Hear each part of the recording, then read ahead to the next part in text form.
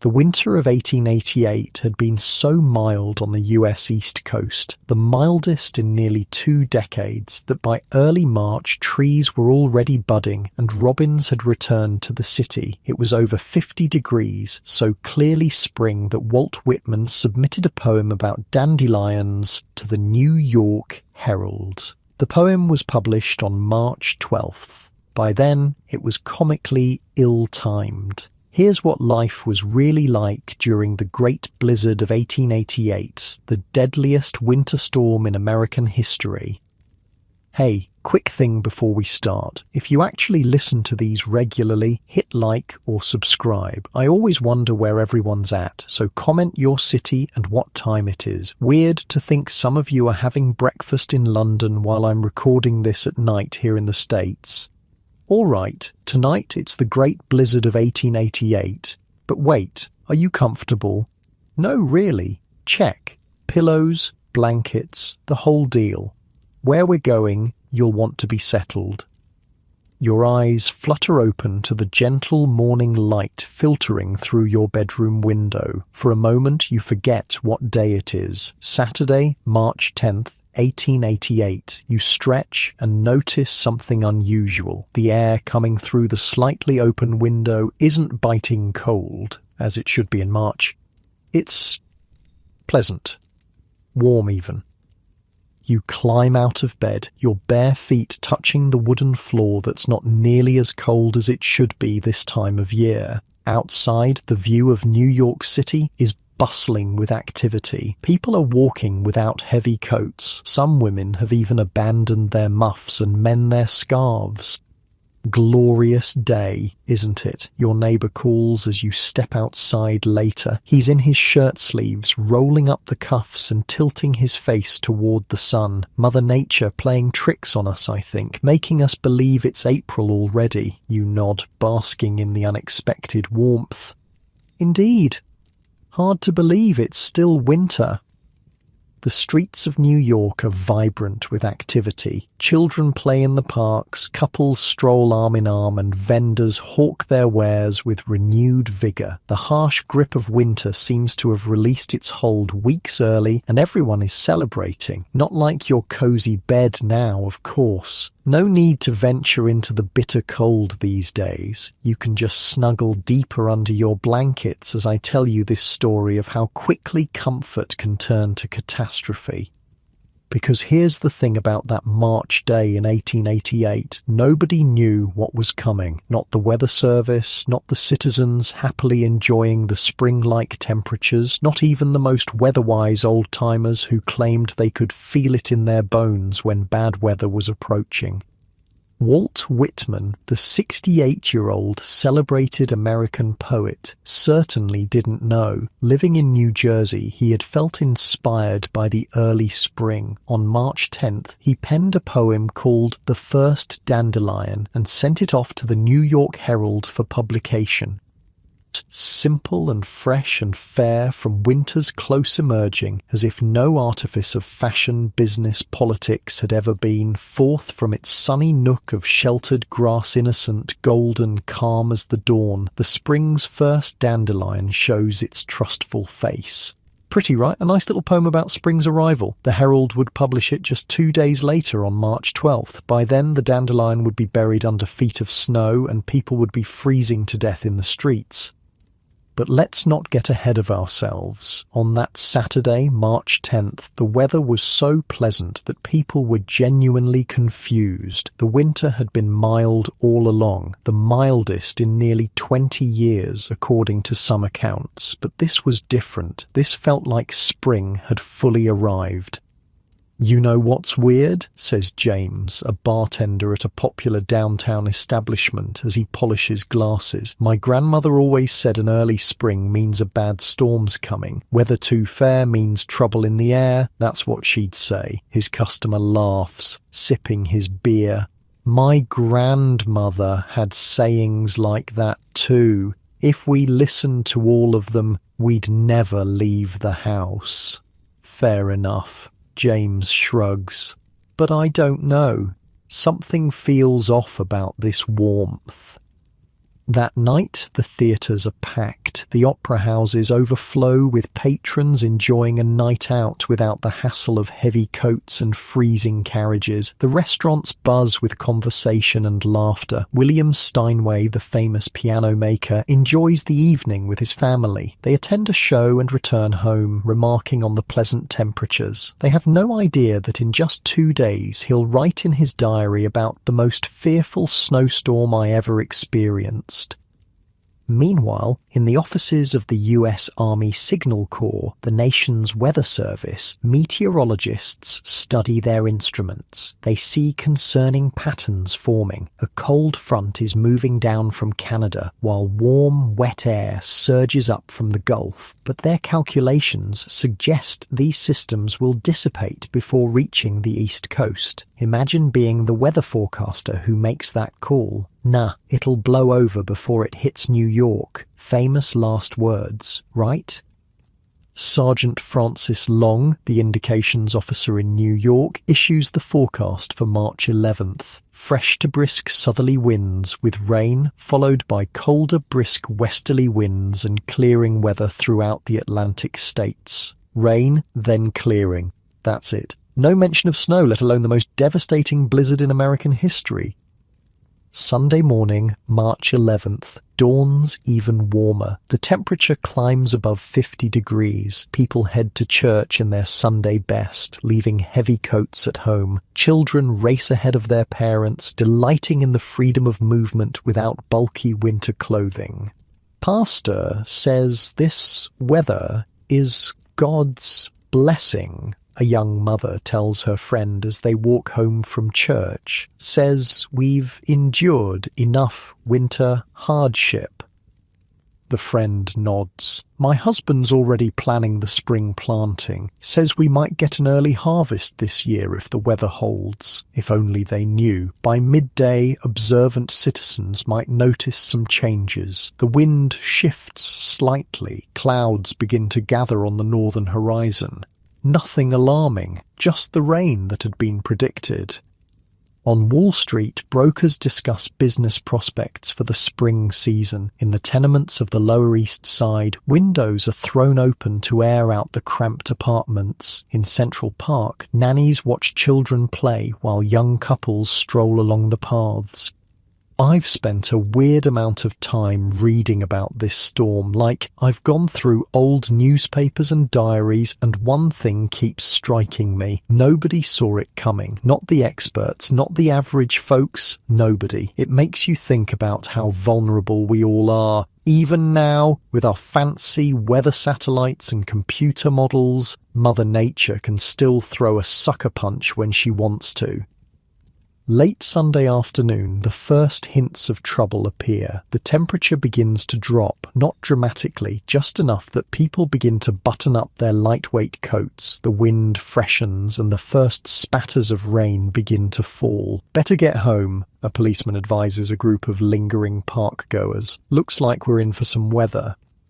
In the harbour, ship captains eye the darkening northern sky with growing concern. Old sailors know that sudden weather changes rarely bring good news. Some make the decision to delay their departures, battening down their vessels for what they assume will be a spring storm.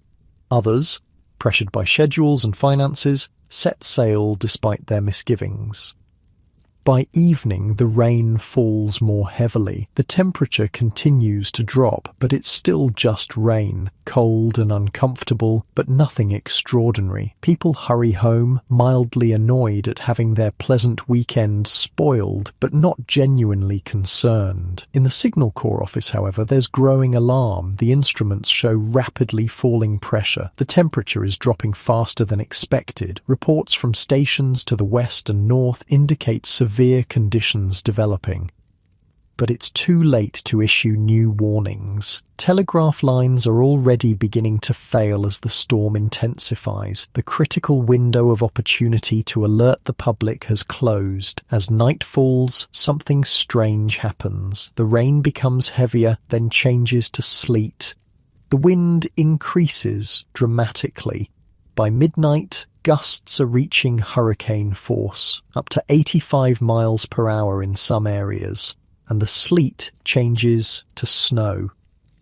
Not gentle floating snowflakes, but hard driving pellets of ice carried horizontally on the screaming wind. They sting the face like needles, making it impossible to keep your eyes open if facing the gale. "What in God's name?" mutters a night watchman as he struggles to make his rounds. The wind nearly knocks him off his feet, and the swirling snow makes it impossible to see more than a few feet ahead.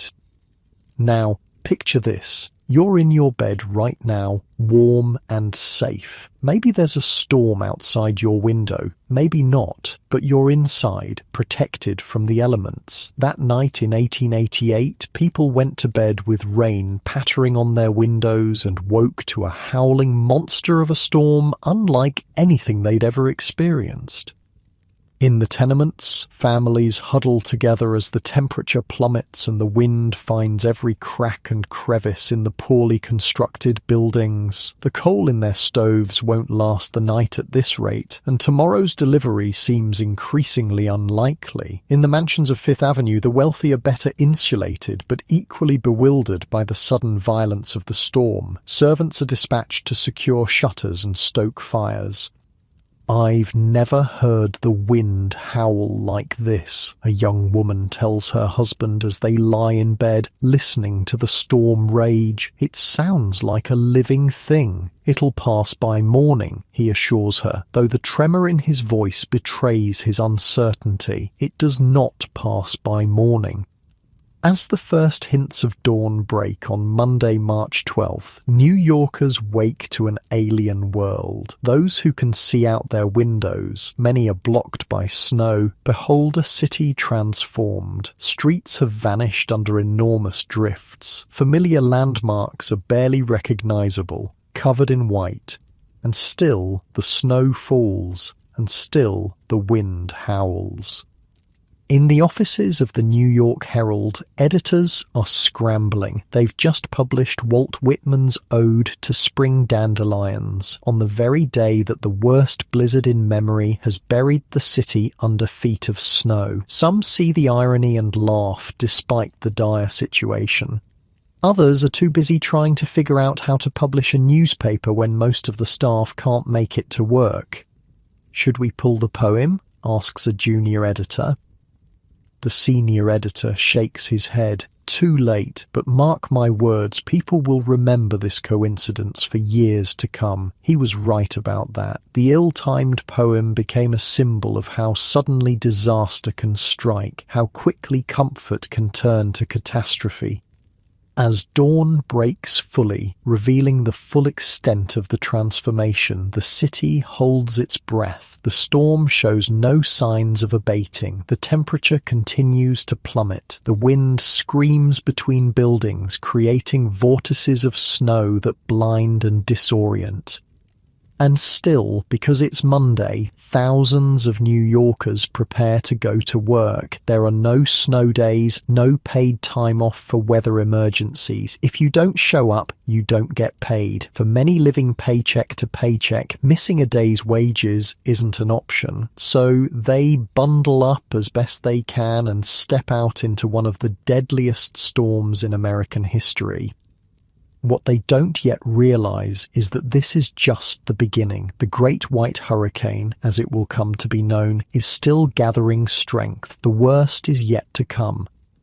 The meteorologists at the Signal Corps station finally realize the magnitude of what's happening. This isn't just a winter storm, it's something unprecedented in their experience. A unique combination of factors has created a monster, cold Arctic air colliding with warm, moisture-laden air from the Gulf, all spinning around a rapidly intensifying low-pressure system. "Oh my God," whispers one observer as he records temperatures in free fall and wind speeds climbing even higher. "What have we missed?" By now, it's too late for warnings. The storm has already enveloped the entire northeastern seaboard from the Chesapeake to Maine. Telegraph lines are down. Railroads are at a standstill. Cities and towns are increasingly isolated, each left to face the blizzard's fury alone. In New York, the first casualties are already occurring, though few know it yet. An elderly man collapses while trying to walk to the corner store. A homeless person freezes to death in an alley, the blizzard's bitter cold proving fatal within hours. A child becomes disoriented in the whiteout conditions, just steps from their front door, wandering off in the wrong direction. The temperature keeps dropping, the wind keeps howling, the snow keeps falling, and the worst is still to come. Monday morning, March 12th. The city that never sleeps has been smothered in a blanket of white. Picture this. You've gone to bed with rain tapping on your window and you wake up to a world transformed. The wind doesn't just blow, it screams. The snow doesn't just fall, it attacks. And you have to go to work because, hey, it's 1888 and sick days aren't a thing yet.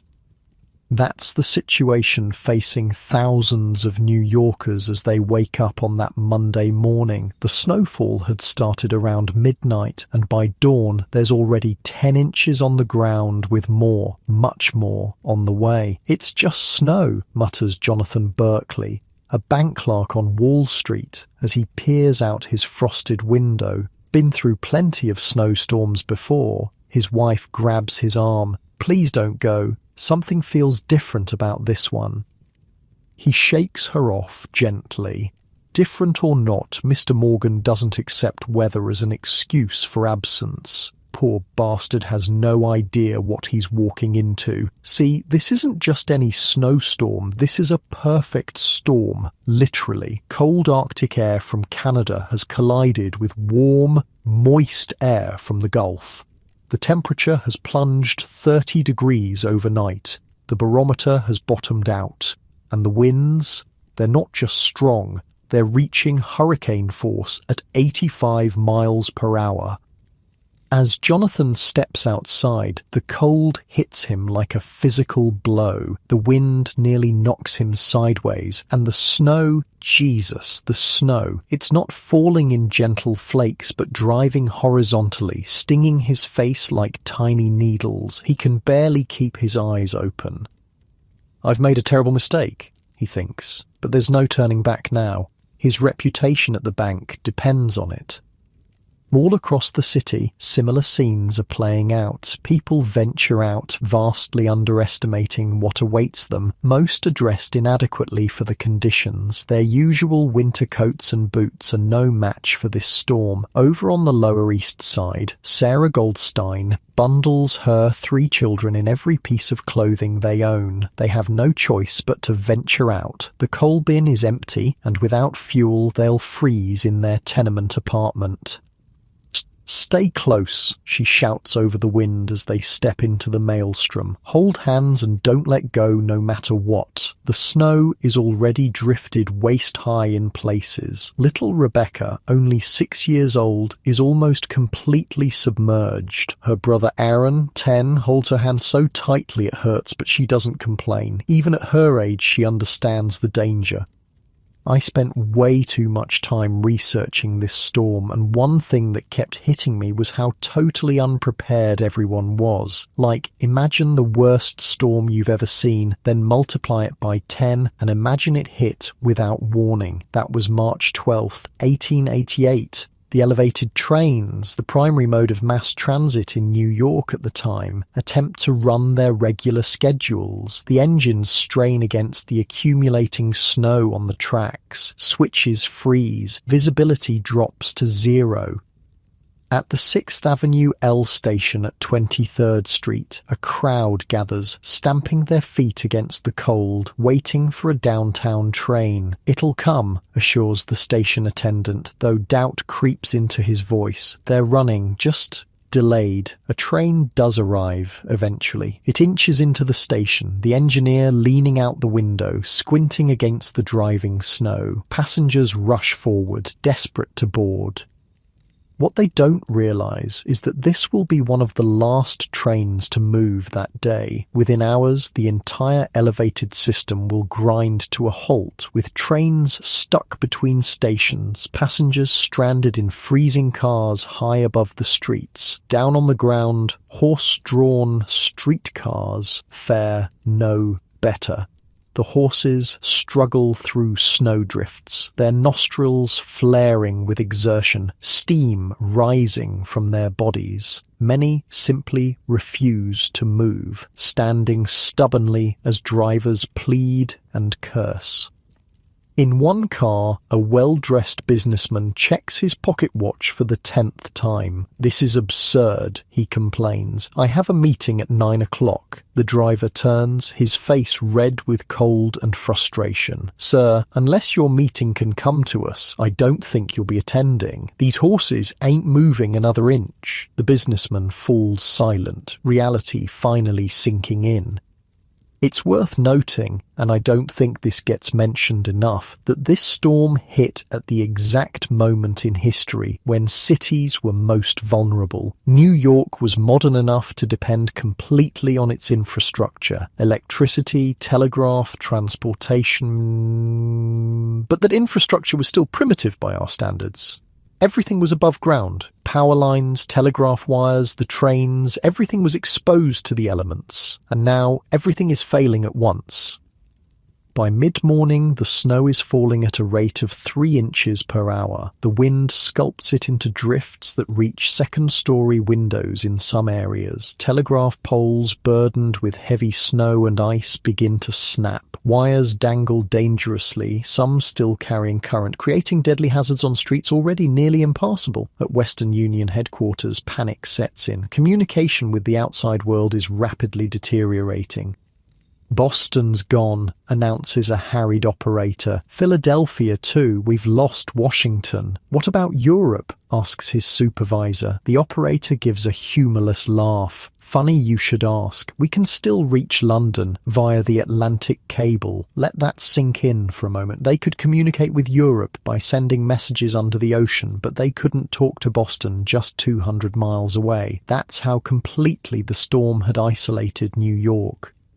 Back on the streets, Jonathan Berkeley has given up on reaching Wall Street. The wind has grown so strong that it literally blows him off his feet whenever he tries to walk against it. His fingers and toes have gone numb despite his gloves and boots. His face burns with cold. He spots a hotel, not one he could normally afford, and staggers toward it.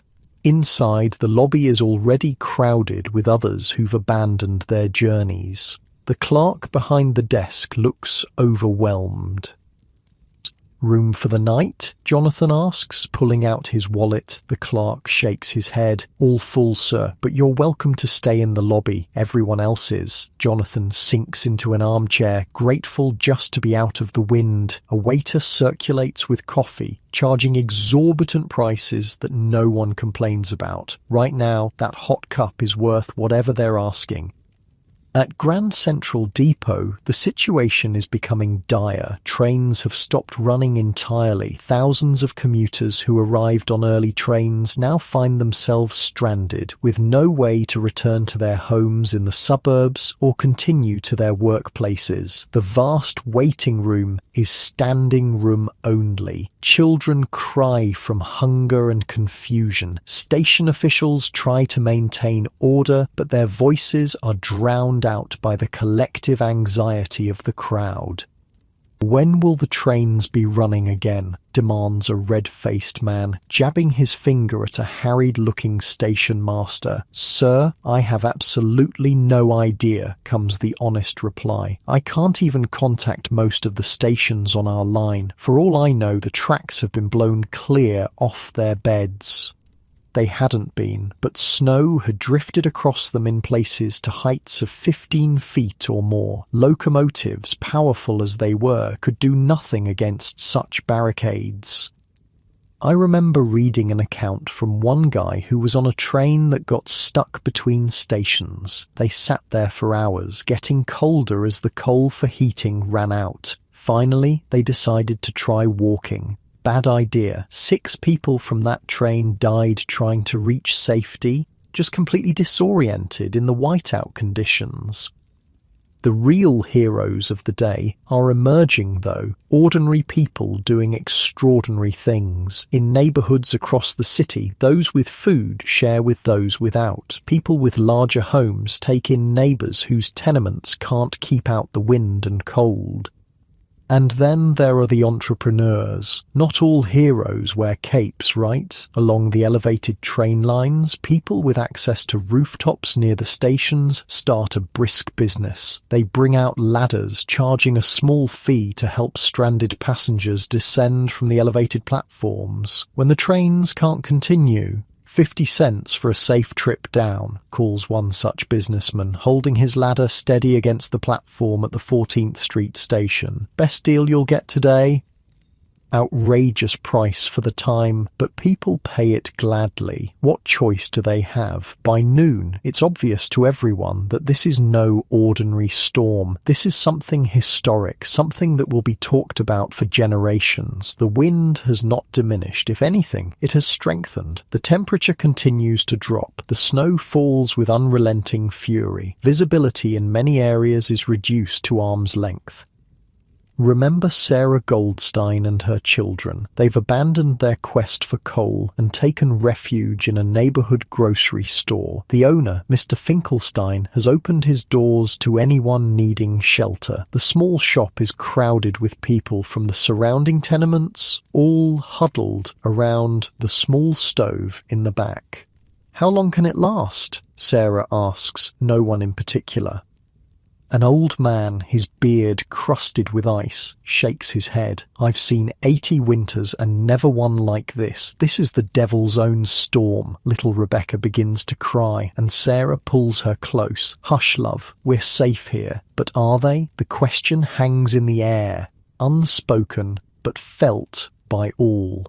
How long can the food last if the storm continues? How long will the coal for the stove hold out? What happens if the building's integrity fails under the weight of snow or the force of wind? These same questions echo across the city, in mansions and hovels alike. For perhaps the first time, the wealthy and the poor face the same enemy, the same fears. In his office at police headquarters, Commissioner Frederick Dent Grant, son of former President Ulysses S. Grant, faces a mounting crisis. Reports filter in of people freezing to death in the streets, of fires that fire wagons cannot reach, of looting in some neighborhoods. We need to establish emergency shelters, he tells his captains. Every precinct should identify public buildings that can be opened. Sir, one captain interjects, we can barely get our men through the streets on foot. How do we spread the word? Grant has no answer. The storm has rendered the city's emergency systems nearly useless. All they can do is respond to crises as they learn of them and hope it will be enough. Out in the harbour, conditions are equally dire. Ships at anchor drag their moorings in the powerful wind. Some are driven aground, others collide in the poor visibility. Crews work desperately to secure their vessels, their hands frozen, their bodies exhausted. The ferry services to Brooklyn, Staten Island and New Jersey have all been suspended. Travellers who crossed to Manhattan in the morning now find themselves unable to return home. Hotels near the ferry terminals fill to capacity and beyond. One of the most incredible stories, and I swear this is true, involves the East River. It froze over solid enough that some people actually tried to walk across it from Brooklyn to Manhattan. Think about that. A river that almost never freezes, suddenly solid enough to walk on. Bad decision, though. When the tide changed, the ice broke up, and some of these amateur ice walkers got stranded on floes. Tugboats had to rescue them. Imagine being stuck on a chunk of ice in the middle of the East River during a blizzard. That's a bad day by anyone's standards. Back on Broadway, the snow has drifted so high that first-floor windows are completely buried. People exit buildings through second-story windows, climbing down into the canyon-like streets where paths have been partially cleared. The wind creates bizarre sculptures of snow, some beautiful, some terrifying. Entire carriages are buried, only the tops of their hoods visible above the white landscape. Awnings collapse under the weight of accumulated snow. Signs are ripped from their moorings and sent cartwheeling down the streets. And still, life goes on. People adapt. They find ways to cope. In Madison Square Garden, P.T. Barnum refuses to cancel his scheduled circus performances. The greatest show on earth stops for nothing, he declares, even as his staff point out that attendance will be minimal at best. They're wrong. The garden fills with people. Not regular ticket holders, but those who were in the vicinity when the storm made further travel impossible. For many, the circus becomes an impromptu shelter, a place of warmth and, improbably, joy amid the disaster. If only one customer had come, Barnum tells a reporter who managed to reach the garden, I would have given the complete show. My duty is to the public. Say what you will about Barnum's showmanship and self-promotion, but in that moment he provided a genuine service. Distraction from fear, warmth, and safety. As afternoon slides toward evening, the storm shows no signs of abating. If anything, it intensifies. The barometer reaches its lowest point. The temperature drops to single digits. The wind howls with renewed fury. In his opulent Fifth Avenue mansion, William Henry Vanderbilt II watches the storm from behind triple-paned windows. Even here, in one of the most solidly built homes in the city, the wind's howl penetrates and drafts find their way through invisible cracks. Never seen anything like it, he murmurs to his butler. How are the staff quarters? Cold, sir, but manageable. Cook has kept the stoves going all day. Vanderbilt nods. Good. Make sure everyone has extra blankets tonight. And tomorrow we'll open the ballroom for neighbours who need shelter, if this continues. Even the very rich are beginning to understand. This storm is a great equalizer. Money can buy better protection, yes, but no one is immune to the blizzard's wrath. One of the most remarkable aspects of the storm, and this speaks volumes about the technology of the time, is how it affected communications. The telegraph system, the internet of its day, collapsed almost completely. By evening, New York is essentially cut off from the rest of the world. The only way messages can reach the city from Boston or other northern points is to send them west to Chicago, then south to New Orleans, then back up the coast, avoiding the storm-affected areas. Some messages are even sent across the Atlantic to London, then back to New York via the ocean cable.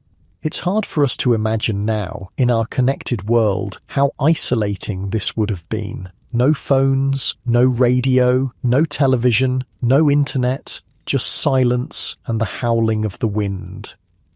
As night falls on Monday, the true dimensions of the disaster are still not fully understood. Those in authority know it's bad, catastrophically bad, but the full toll in lives and property damage won't be known for days. For ordinary citizens, the immediate concern is survival, finding warmth, finding food, making it through the night. Jonathan Berkeley, our bank clerk, remains in the hotel lobby. The crowd has grown as more refugees from the storm seek shelter. The air is close with the smell of wet wool and unwashed bodies. Someone has broken out a bottle of whiskey, passing it around to grateful takers. Never thought I'd spend the night in the plaza, jokes a labourer seated next to Jonathan. Always wondered how the other half lived. Jonathan manages a smile. Not usually quite so crowded. Across the city, in thousands of homes and improvised shelters, similar scenes play out. People draw together, class distinctions blur. The shared experience of survival creates temporary bonds between strangers. Sarah Goldstein and her children remain at Finkelstein's grocery. The store owner has distributed blankets and cushions from his home upstairs, creating makeshift beds among the shelves and barrels.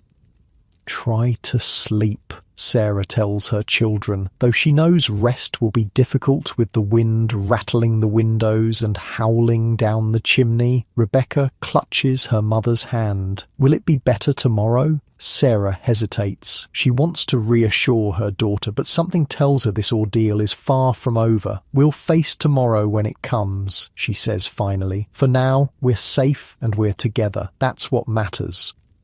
As Monday turns to Tuesday, the Great Blizzard of 1888 continues to strengthen its grip on the city. The worst, incredibly, is yet to come. The night will bring even lower temperatures, more snow, and the first reports of widespread fatalities. But that's getting ahead of our story. For now, New York hunkers down, braces itself, and waits for a break in the storm that shows no sign of coming.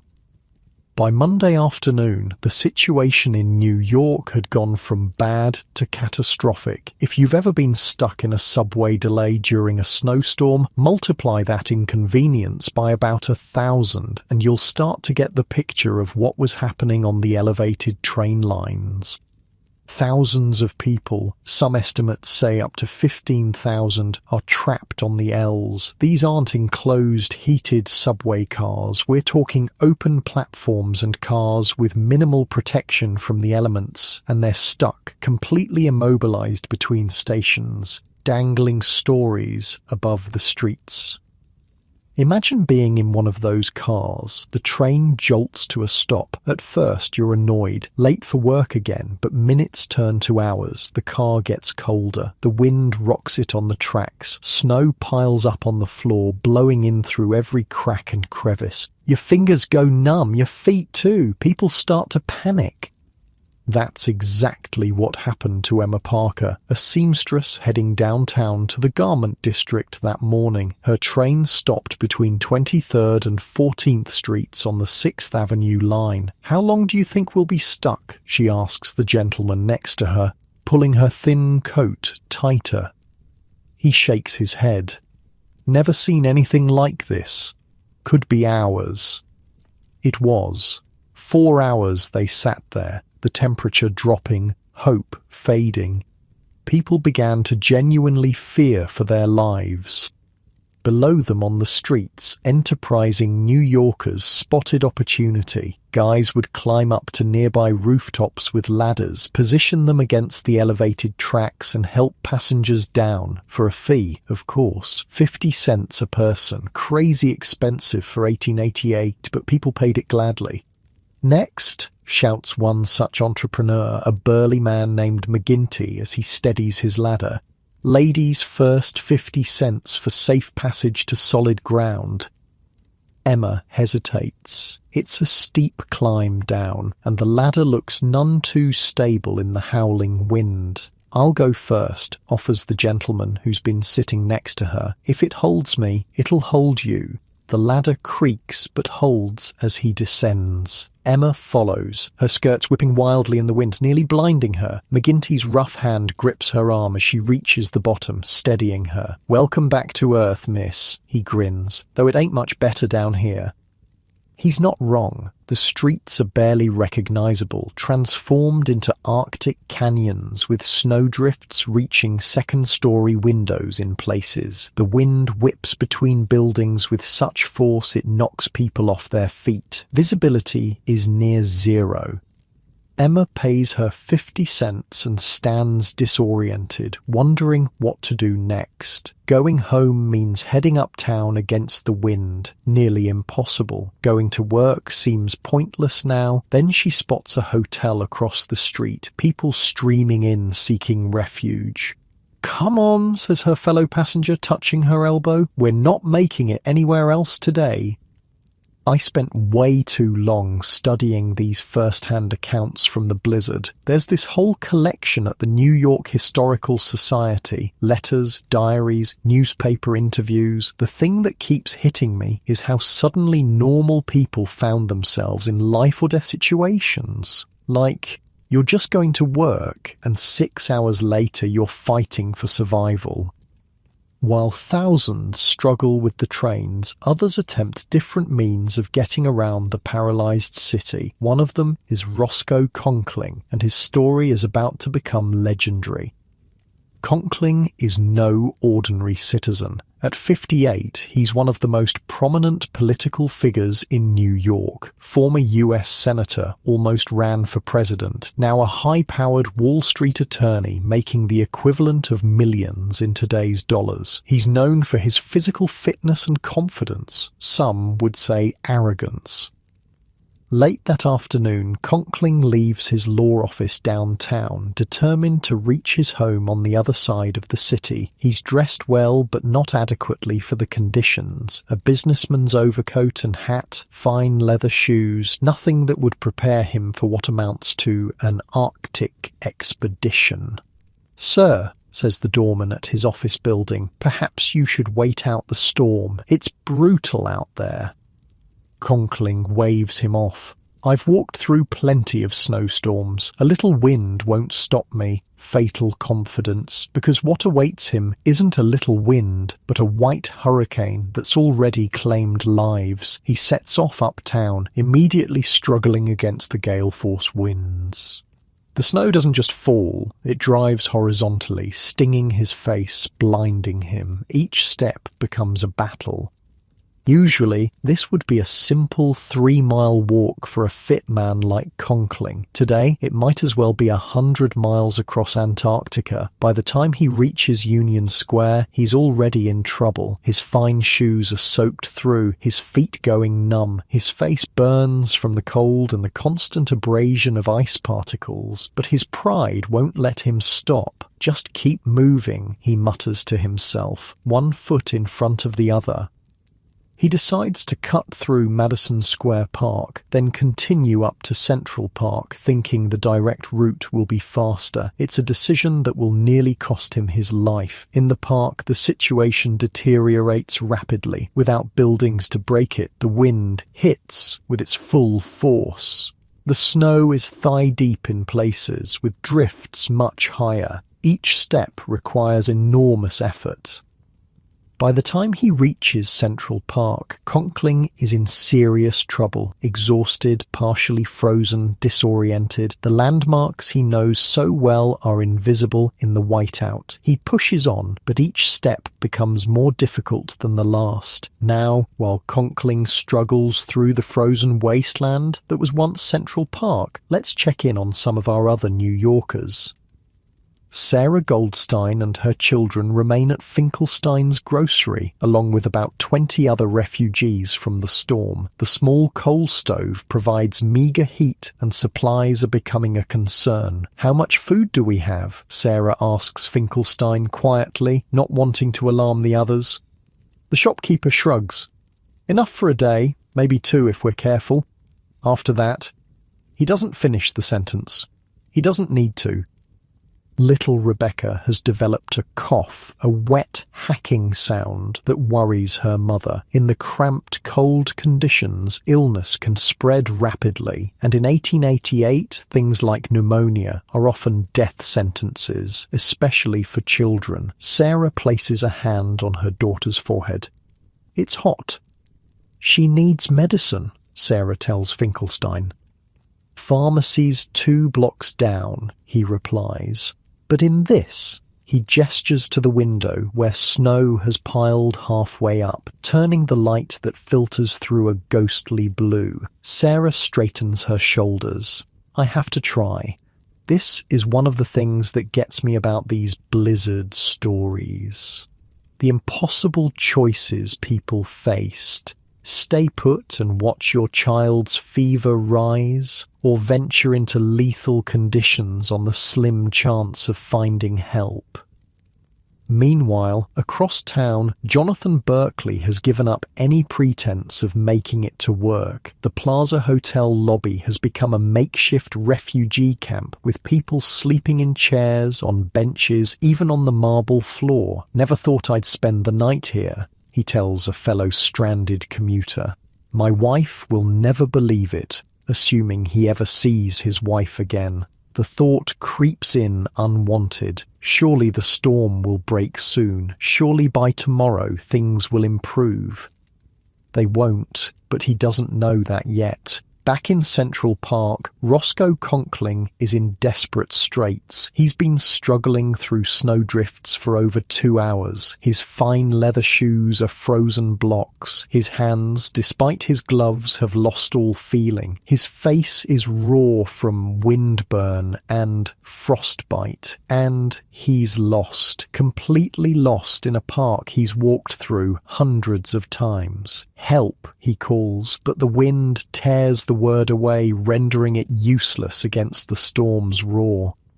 He stumbles, falls face first into a drift. For a moment, the urge to just lie there, to rest, is overwhelming. It's almost peaceful under the snow, sheltered somewhat from the wind. That's the thing about freezing to death. They say it's almost pleasant at the end.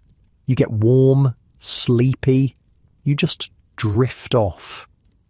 Conkling recognizes the danger. He forces himself up, drives himself forward. He later described this moment as near giving right up and sinking down there to die as a man can do and not do it. Through sheer force of will, he keeps moving. Eventually, staggering more than walking, he makes it to the edge of the park at 59th Street. He's been walking for 3 hours and has made it less than 3 miles. A doorman at a nearby building recognizes him. Conkling is famous, after all, and helps him inside. The former senator collapses, half-frozen, utterly exhausted. "Get a doctor," the doorman shouts, and hot whiskey. They wrap him in blankets, force hot drinks into him, gradually bringing him back from the edge. He's alive, but far from well. None of them realize yet that this ordeal will ultimately kill him. Not today, but within a week, from pneumonia contracted during his foolhardy journey. That's the insidious thing about this storm. The death toll wasn't just those who froze in the streets or got lost in the whiteout. It was also those who survived the immediate danger only to succumb to illness in the days and weeks that followed. Back at the elevated train lines, the situation has become dire. As darkness falls, temperatures plummet further. Many trains have now been stranded for 8 hours or more. Some passengers have been rescued via ladders or helped by emergency workers who've battled their way up to the tracks. Others remain trapped. On one such train, a conductor named O'Malley has taken charge. He's collected all available newspapers, broken up wooden seats, and created a small fire in a metal trash can in the center of the car. It's dangerous, but the alternative, freezing to death, seems worse. "Gather round," he tells the 24 passengers still aboard. "Not too close, and for God's sake, be careful with those skirts, ladies." The tiny fire provides barely enough heat to keep frostbite at bay, but it's something. More importantly, it's hope, a symbol that they haven't given up. "How much longer?" asks an elderly man, his face blue-tinged with cold. O'Malley has no answer. The train company has no way to communicate with its stranded cars. No one is coming to rescue them, at least not officially. They're on their own. "We wait," he says simply, "and we endure." Across the city, fires have broken out in several locations. Ironically, as people desperate for warmth overload stoves and fireplaces, the fire department, hampered by snowdrifts and frozen hydrants, can respond to only the most serious blazes. At one tenement fire on the Lower East Side, residents form a bucket brigade, passing pots and pans filled with melted snow from hand to hand. It's barely enough to keep the flames from spreading to adjacent buildings, but the fire claims the original structure and the lives of 3 children trapped inside. The cruel math of disaster triage is at work. Who can be saved? Who must be left to fate? These impossible calculations happen hour by hour throughout the city. As night falls on Monday, New York has been transformed into something unrecognizable, a polar landscape of white drifts and blue shadows, the familiar cityscape buried under feet of snow sculpted by the relentless wind into alien formations. gas lamps, those that remain lit, create halos in the blowing snow. Electric lights, still a novelty in 1888, sputter and fail as lines come down. Much of the city is plunged into darkness, broken only by the warm glow of fires and candles in windows. The wind continues its assault, sometimes diminishing briefly only to return with renewed fury. The temperature hovers in the single digits. The snow keeps falling. In hotels across the city, strangers become allies in survival. The Plaza, the Astor, the Fifth Avenue Hotel, all are filled beyond capacity with storm refugees. Proprietors who initially welcomed the unexpected business soon face logistical nightmares as food supplies dwindle and heating coal runs low. "We'll start charging double tomorrow," jokes one hotel manager to his assistant. "Supply and demand, my boy. If there is a tomorrow," the assistant replies grimly. Such gallows humour spreads. It's a coping mechanism, a way to face the unfaceable. As midnight approaches, the storm shows its first signs of slackening, not ending, but the furious intensity diminishes somewhat. The wind drops from hurricane force to merely severe gale. The snow continues, but falls less horizontally, more vertically. For those still caught outdoors, it's little comfort. The accumulated snow makes movement nearly impossible. Drifts reach heights of 20 feet in some locations. Streets have vanished, replaced by undulating white landscapes broken only by the dark shapes of stranded vehicles and the occasional desperate pedestrian. Police officers, those who've remained on duty despite the conditions, attempt to patrol their beats. Many carry rope tied around their waists, the other end secured to a building or lamppost to avoid becoming lost in the whiteout conditions, a technique borrowed from Arctic explorers. Officer Patrick Dolan, trudging through chest-high snow on his Lower East Side beat, hears a faint cry. He pauses, straining to hear over the wind. "Help! Please!" He plunges toward the sound, following it to a snowdrift against a tenement wall. There, half buried, he finds a young woman, no more than 20, already blue with cold. "Hold on, miss," he says, digging frantically with his bare hands, the snow crusting immediately on his woolen gloves. "I've got you!" She's too far gone to respond, her eyes glazed, her lips frozen in a rictus. Dolan hoists her over his shoulder and battles his way toward the nearest police precinct, following his rope back to safety. She'll lose several fingers to frostbite, but she'll live, one of the lucky ones saved by the heroism of ordinary people doing extraordinary things in desperate circumstances.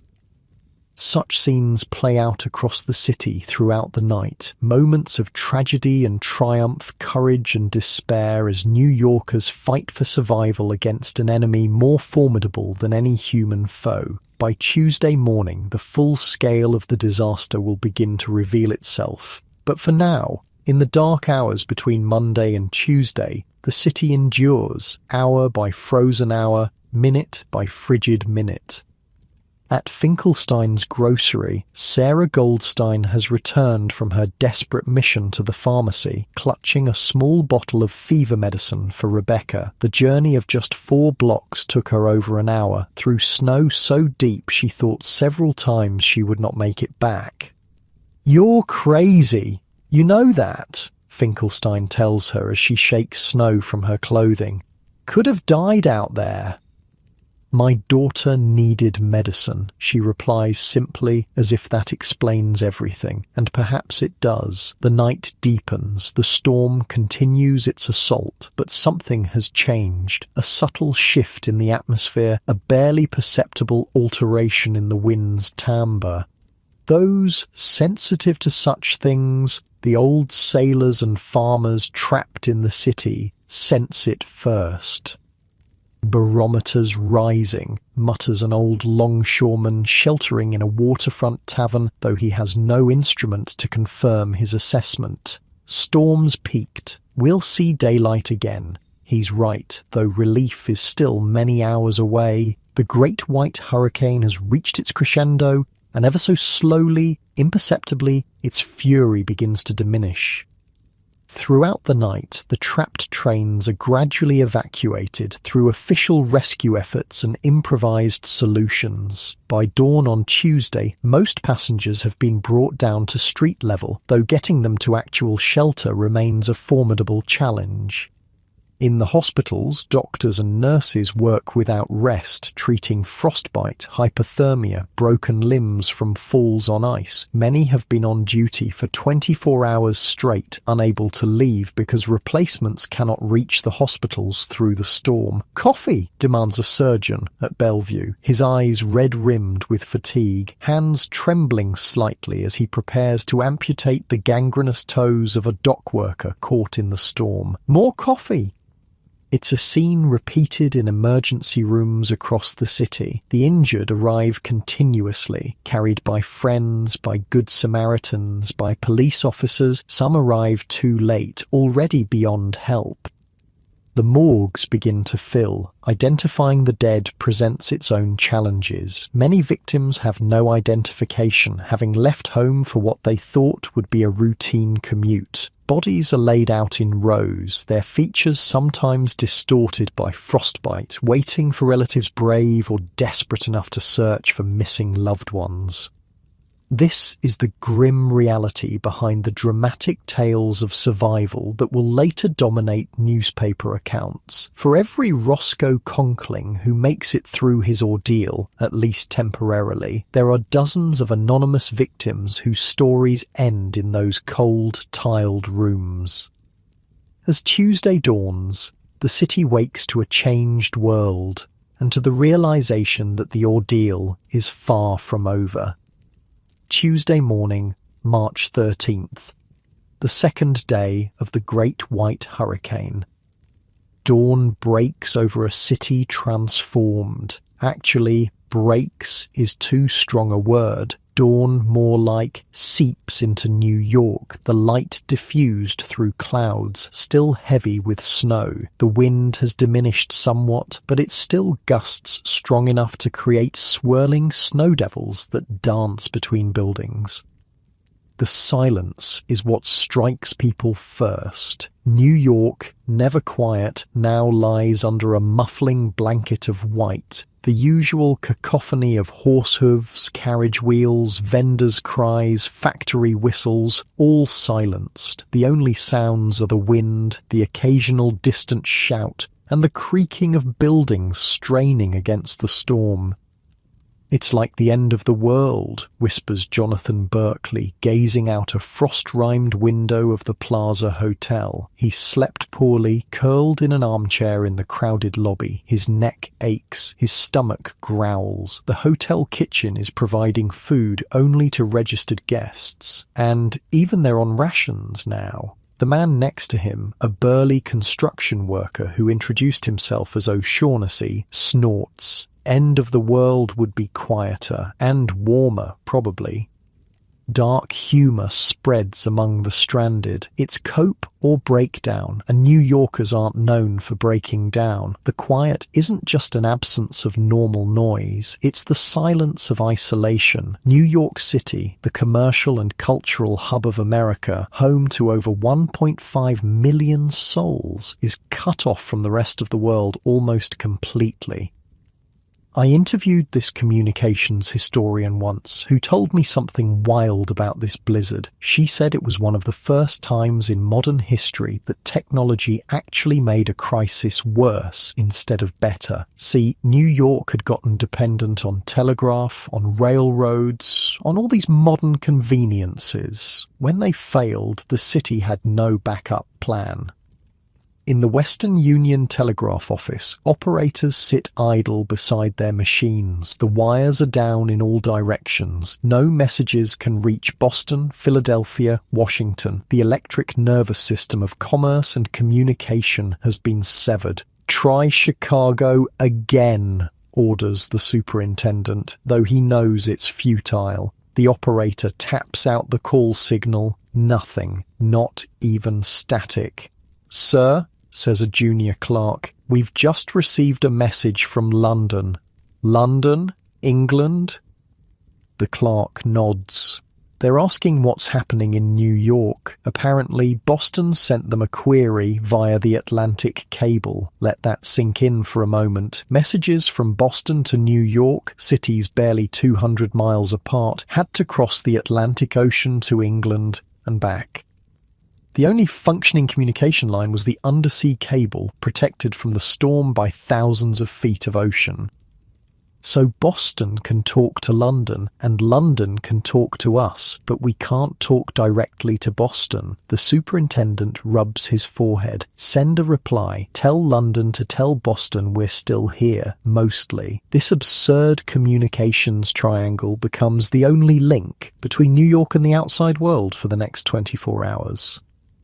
The telegraph failure is just one piece of a larger infrastructure collapse. The city's electrical system, still in its infancy in 1888, has failed catastrophically. Arc lamps that normally illuminate major intersections are dark. The electric trolley lines can't run. Even the phone system, serving a few thousand wealthy subscribers, is largely inoperable.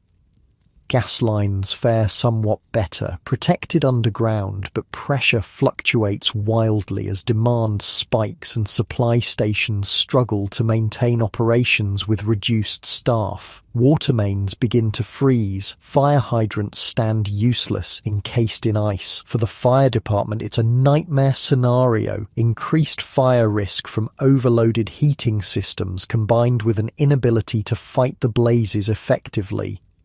Chief Sands of the FDNY gathers his captains for an emergency meeting at headquarters. The men stamp snow from their boots, their faces red raw from cold and exhaustion. "Situation's grim, gentlemen," Sands tells them without preamble. "We've got 23 reported fires across the city.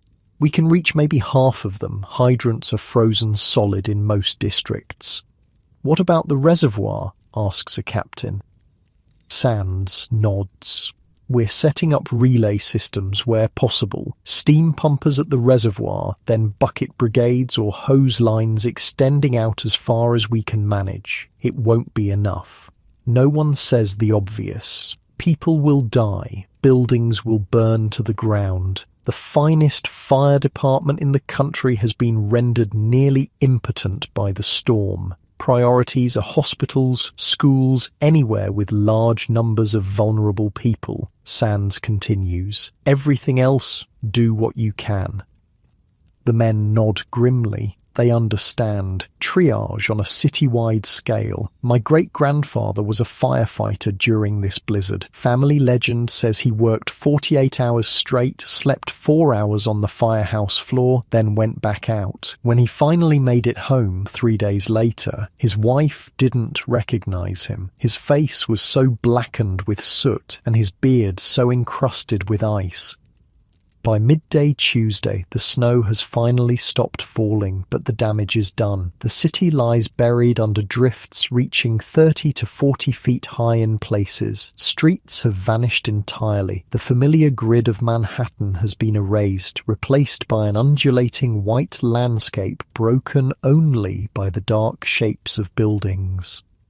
In some areas, only the tops of street lamps are visible, poking from the drifts like strange periscopes. Abandoned carriages form ghostly lumps beneath the snow. Here and there, a horse's head protrudes tragically from a drift, animals trapped and frozen where they stood.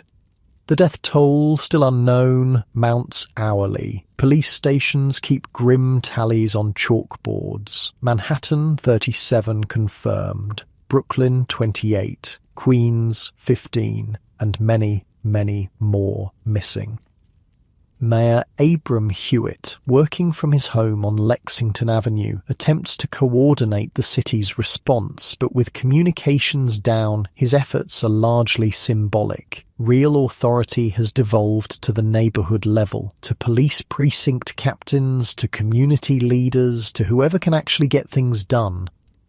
In a bitter irony, just weeks before the blizzard, Mayor Hewitt had introduced preliminary plans for an underground transportation system, a subway that would be immune to such storms. Now, as he gazes out at the paralyzed city, that plan seems less a luxury and more an imperative. At Madison Square Garden, P.T. Barnum's circus continues its performances, though to audiences composed almost entirely of people stranded by the storm. The famous showman has thrown open his doors to anyone needing shelter. "The greatest snow on earth outside," he quips to a reporter who's managed to reach the garden, "and the greatest show on earth inside." The reporter, notebook in hand, asks if Barnum considered cancelling. "If only one customer had come," Barnum replies, "I would have given the complete show. My duty is to the public." Behind his showman's bluster, there's genuine humanitarian purpose. The garden houses over 1,000 storm refugees now. The circus performers share their quarters with strangers. The animal trainers distribute blankets meant for their charges. The elephants' hay becomes bedding for children.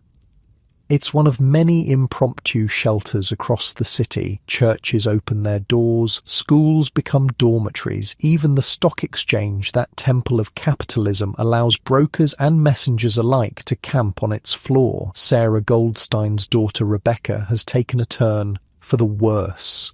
Her fever rises despite the medicine Sarah risked her life to obtain. Her cough deepens, becomes a racking hack that leaves her gasping for breath.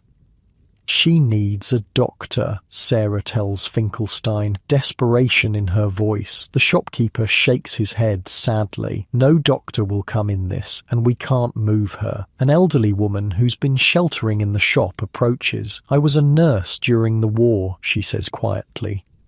"Let me see the child." Her name is Mrs. Abernathy.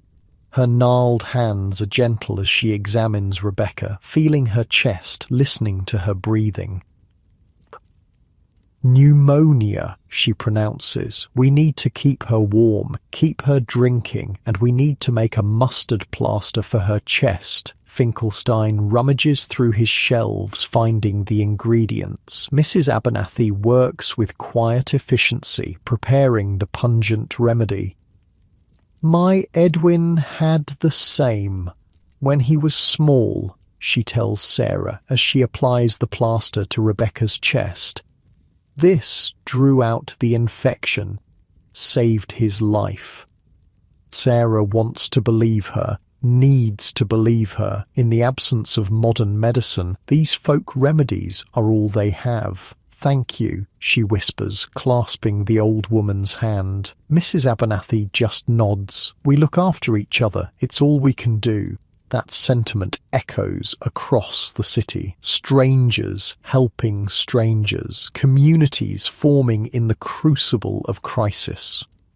Not everyone rises to the occasion, of course. Reports of looting surface in some neighbourhoods. Price gouging becomes common. A loaf of bread that cost 5 cents on Sunday now sells for $1 if you can find it. Unscrupulous landlords demand extra payment for emergency coal. But these are exceptions.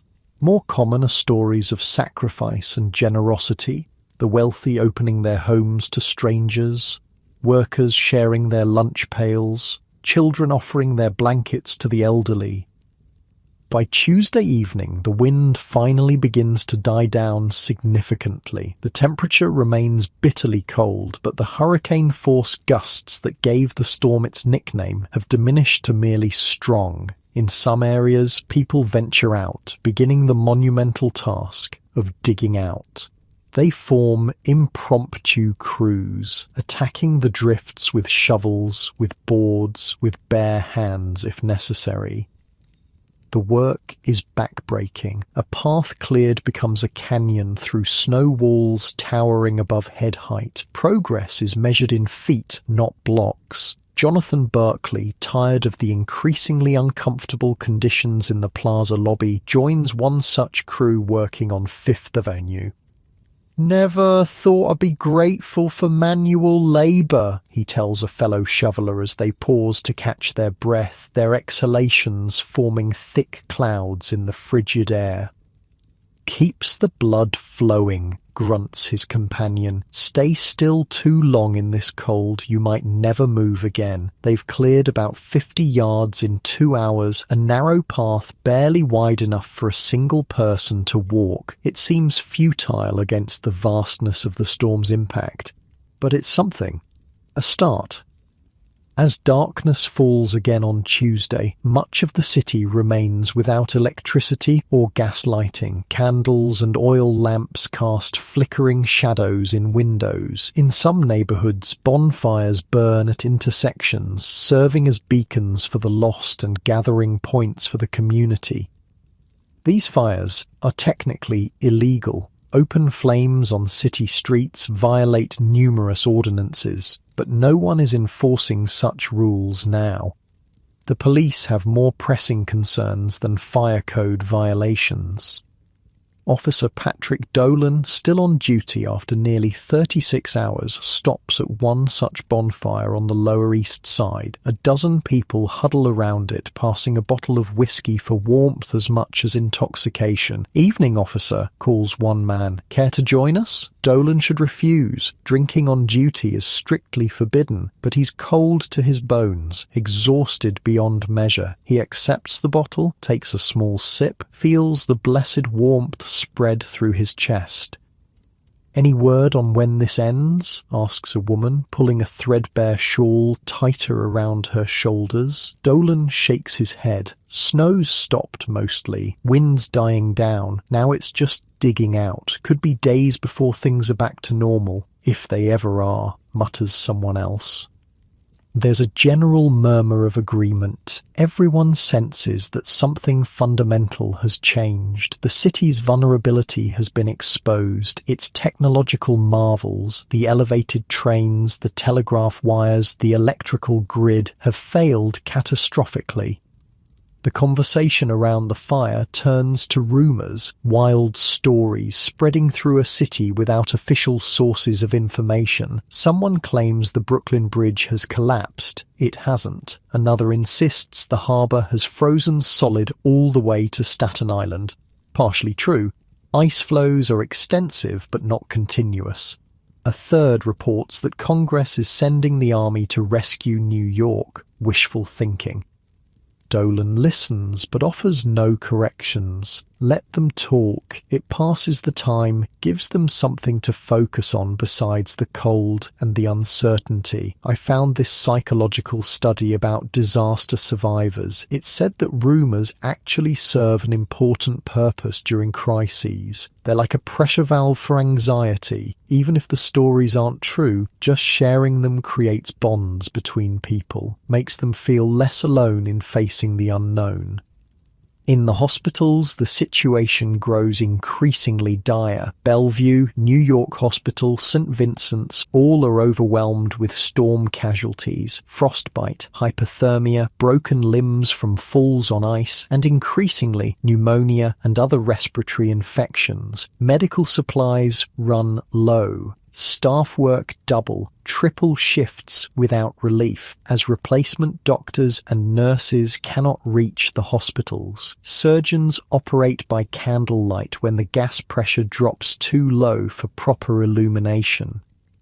"Hold it steady," barks a surgeon at Bellevue, nodding toward the candelabra a nurse holds over the operating table. He's amputating the gangrenous foot of a dock worker found half frozen near the East River. The nurse's arms tremble with fatigue, sending shadows dancing across the patient's grey flesh. She's been on duty for 30 hours straight. "Saw," the surgeon demands, and the assistant places the instrument in his hand.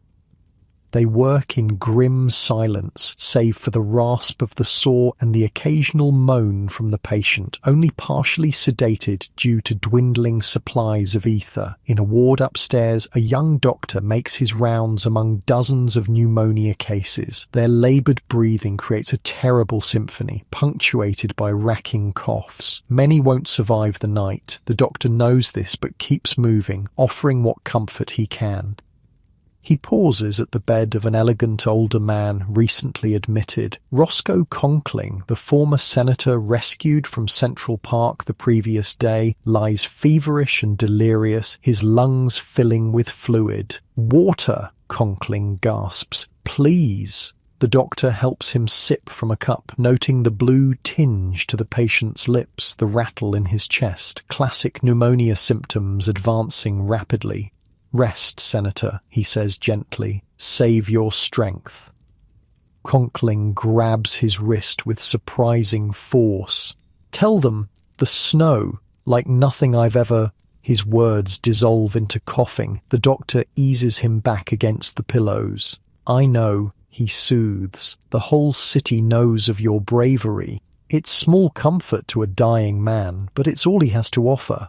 The doctor moves on to the next bed, the next patient, carrying his dwindling supplies of medicine and his ever-diminishing reserves of energy. None of them know yet that Conkling will survive another month before succumbing to the pneumonia contracted during his ill-fated journey through Central Park. His death will become symbolic of the blizzard's lasting impact, reaching beyond the immediate storm to claim victims weeks later. By midnight Tuesday, the immediate crisis of the storm itself has passed. The snow has stopped. The wind has diminished to occasional gusts. The temperature remains bitterly cold but stable. Now begins the aftermath, arguably more dangerous than the storm itself. Food supplies dwindle, fuel for heating runs low, water becomes increasingly scarce as pipes freeze and mains crack, and still the city remains cut off. No trains can reach Manhattan. The ferry services remain suspended due to ice in the harbour. Telegraph lines are down in all directions. In his mansion, William Vanderbilt II convenes an impromptu meeting of business leaders who've managed to reach him, neighbours mostly, trudging through the snow from nearby Fifth Avenue palaces. "Gentlemen," he begins, "it's clear that we cannot wait for official assistance. The city government is paralysed. We must take action ourselves." J.P. Morgan, the formidable banker, nods agreement. "I've dispatched men to assess the railroad situation. The tracks are buried under 15 feet of snow in places. I can provide steam shovels from my construction firms," offers another magnate, "and workers if we can reach them." "Money for immediate relief," says Morgan. "Food, coal, blankets, whatever's needed." They continue discussing these titans of industry, planning a private sector response to a public disaster. It's partly altruism, partly self-interest. Their businesses cannot function while the city remains paralysed. Either way, their resources will prove crucial in the coming days. Across the city, as Tuesday turns to Wednesday, New Yorkers settle in for another night of cold and uncertainty. But there's a difference now, a sense that the worst of the storm has passed, that survival is possible, that tomorrow might bring improvement. In the Plaza Hotel lobby, Jonathan Barkley wraps himself in his coat, preparing for another uncomfortable night in an armchair. "They say the trains might run tomorrow," offers his companion O'Shaughnessy. "Limited service, but something." Berkeley nods. "I just want to get home, see my wife, make sure she's all right."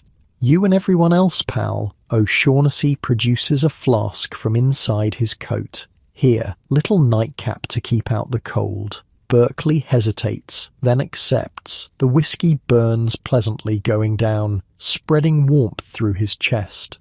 "Thanks. Don't mention it. We're all in this together, right?" That simple phrase "We're all in this together," echoes across the city that night, spoken in different languages, different accents, but carrying the same meaning, a recognition of shared humanity in the face of overwhelming natural force. As the city sleeps fitfully and cold, the stars emerge overhead for the first time since the storm began. The clouds part, revealing a brilliant winter sky, painfully beautiful and indifferent to the suffering below. Tomorrow will bring new challenges, but also the first real steps toward recovery. The Great White Hurricane has done its worst. Now comes the reckoning. Wednesday morning, March 14th, the sun rises on a New York City that resembles an Arctic landscape more than the bustling metropolis it had been just 3 days earlier. The snow has finally stopped. The wind has died down to occasional gusts, but the temperature remains bitterly cold, and the damage is catastrophic.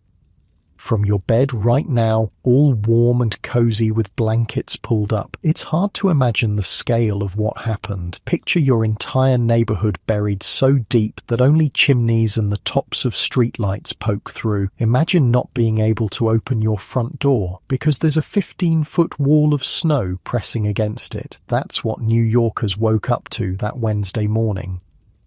The death toll continues to climb. Police stations across the city maintain grim tallies. Manhattan, 58 confirmed dead. Brooklyn, 43, Queens, 26, Staten Island, 12. And these are just the bodies that have been found and reported. Many more remain buried under snowdrifts or trapped in collapsed structures. The Philadelphia Times has begun publishing accounts of those lost, giving names and faces to the statistics. Their stories are heartbreaking in their ordinariness, people simply trying to go about their daily lives when disaster struck.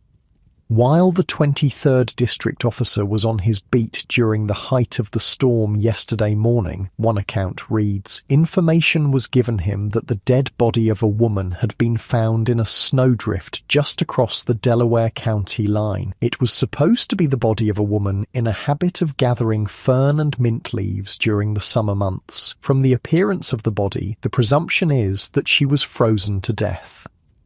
A woman gathering herbs, a mundane task on any other day, fatal in the Great Blizzard. Another report tells of George Crisman, a lightman at a signal tower near Saratoga. He had just been relieved from duty and was on his way home. The wind was blowing a gale, and he was blinded by the snow, and a train ran into him. Visibility reduced to nothing, the train appearing out of the whiteout without warning, no chance to escape.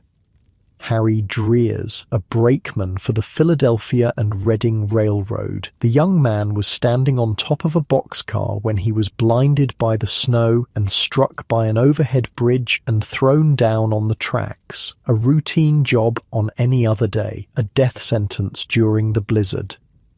Robert H. Masterson, age 66, of Tuckahoe. He was one of the passengers aboard a train which got stalled in a cut between Mount Vernon and Williamsbridge on Monday night. After being in the train several hours, Masterson, with a number of other passengers, started to walk towards the nearest station. He got separated from the other passengers and fell in the snow, exhausted. When his body was found, it was frozen stiff. He leaves a wife and 5 children.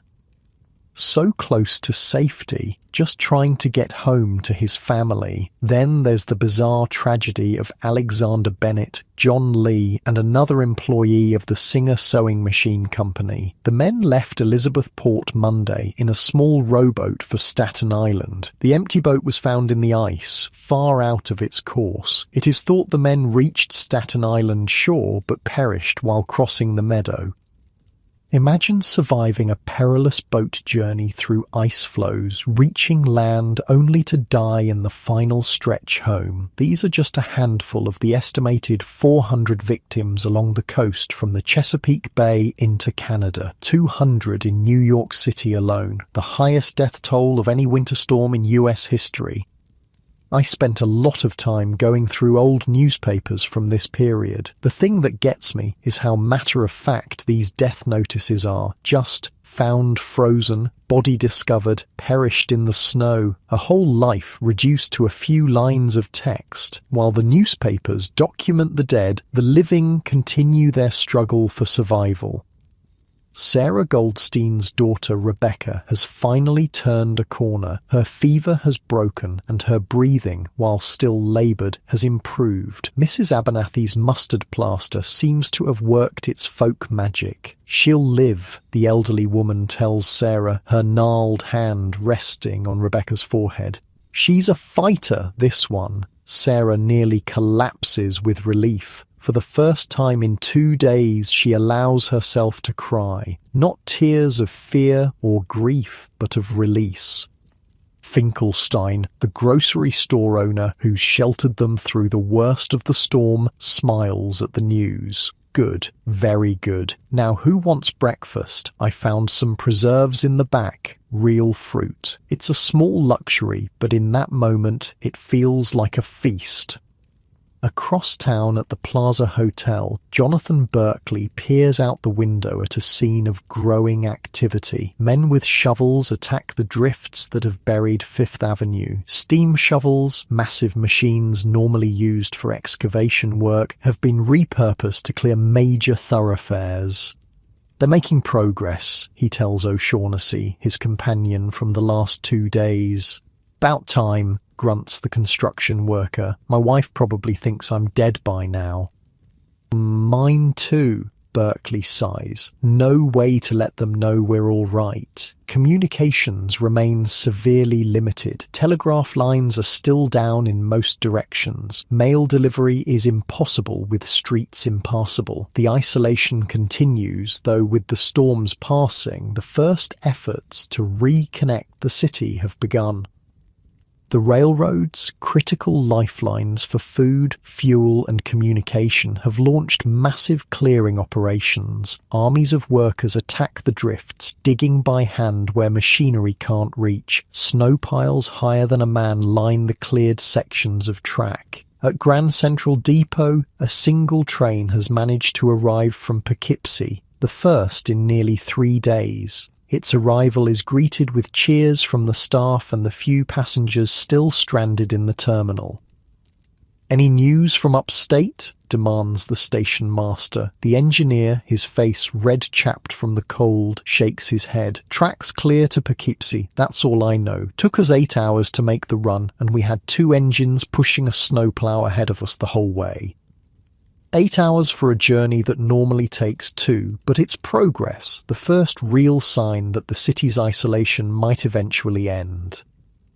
The physical challenges of clearing the snow are monumental. New York in 1888 has no motorized snowplows, no dump trucks to haul the snow away. Everything must be done by hand or with horse-drawn equipment. Men with shovels fill horse-drawn carts with snow. The carts then transport it to the rivers where it's dumped. It's inefficient, exhausting work, but it's the only method available. Mayor Hewitt has authorized emergency expenditures to hire anyone willing to shovel, $5 a day, an enormous sum in 1888 when the average laborer might earn $1 or less. Still, even with inflated wages, finding enough workers is challenging. Many cannot reach the assembly points due to the still buried streets. Those who do manage to join the snow-clearing crews face backbreaking labor in bitter cold. They work in shifts, rotating frequently to avoid exhaustion and frostbite. "Put your back into it, boys," shouts a foreman on Broadway, where a crew of 50 men attacks a drift that has completely buried a horse-drawn omnibus. Only the driver's seat is visible above the snow. The men dig grimly, knowing what they'll likely find inside. The passengers, unable to escape when the vehicle became stuck, have been entombed for 2 days. When they finally reach the door and wrench it open, the foreman braces himself for horror. Instead, he's met with cheers. "About damn time," calls a robust woman in a fur coat. "We were starting to think you'd forgotten us." Impossibly, the 6 passengers are alive, cold, hungry, thirsty, but alive. They've survived by huddling together for warmth, taking turns moving about to maintain circulation, and eating the packed lunches 2 of them happen to be carrying. "Never thought I'd be grateful for my wife's ham sandwiches," says a portly businessman as he's helped from the omnibus. 3 days old and frozen solid, but they kept us going. Such miracle stories begin to emerge across the city as rescue efforts intensify. 5 children found alive in a school classroom, kept warm by their quick-thinking teacher who burned classroom furniture in a metal trash can. An elderly couple discovered in their tenement apartment surviving on melted snow and crackers. A family of 6 who turned their dining table upside down and huddled underneath it when their roof partially collapsed under the weight of snow. These tales of survival spread rapidly, boosting morale and driving rescuers to redouble their efforts. If these people could survive against such odds, who else might still be waiting to be found? The city's hospitals continue to operate under extreme conditions. At Bellevue, Dr. James Wilson has been on duty for nearly 72 hours straight. His eyes are red-rimmed with exhaustion, his hands trembling slightly as he examines a young woman brought in with severe frostbite. "How bad?" she asks, her voice quavering. He doesn't sugarcoat it. "You'll lose at least 2 toes, maybe 3. She begins to cry. "I'm a dancer." Wilson says nothing. What can he say? The blizzard has destroyed countless livelihoods, ended numerous careers. This is just one more tragedy among thousands. A nurse touches his arm. "Doctor, you need to rest." He shakes his head. "Too many patients, not enough doctors." "You'll be no use to anyone if you collapse," she insists. 4 hours, that's all I'm asking. 4 hours of sleep. Finally, he relents. As he makes his way to the doctor's lounge, he passes the bed where Roscoe Conkling lies. The former senator is awake, his breathing laboured but his eyes clear. "Doctor," Conkling calls weakly. Wilson pauses. "Yes, Senator?" "The others from the park. Did they make it?" Wilson hesitates. Several bodies have been recovered from Central Park since the storm began. People who, like Conkling, attempted to cross it during the height of the blizzard. Unlike him, they never emerged. "Focus on your recovery, Senator," he says diplomatically. Conkling nods slightly, understanding the unspoken answer. "Such a storm," he whispers. "Never seen its equal." No one has. That's the refrain repeated across the city. Even the oldest residents have never experienced anything like the Great Blizzard of 1888. By Wednesday afternoon, the first real progress in reconnecting New York with the outside world is made. A telegraph line to Philadelphia is repaired, allowing direct communication with points south for the first time since Monday. The first message received is telling "How many dead?" query. The telegraph operator pauses, then taps back. "Still counting. Stop at least 200 in city alone. Stop." The responding message is brief. "God help you stop. God help you indeed." It's a sentiment shared by many as the scale of the disaster becomes apparent. This is no longer just a severe snowstorm. It's a catastrophe that will permanently alter the city's development. Mayor Hewitt, finally able to communicate with officials in other cities, begins coordinating relief efforts. Trains with food, medicine, and coal are being prepared in Philadelphia and Boston, ready to depart as soon as the tracks are cleared. But clearing those tracks is an enormous undertaking. Snow drifts 15 feet deep cover miles of rail line. Even with thousands of workers attacking the drifts, progress is measured in yards per hour, not miles. At the Western Union office, the newly repaired line to Philadelphia becomes a precious resource. People line up around the block, desperate to send messages to loved ones outside the city, to let them know they're alive. 1 message per person, the manager announces to the waiting crowd. 20 words maximum.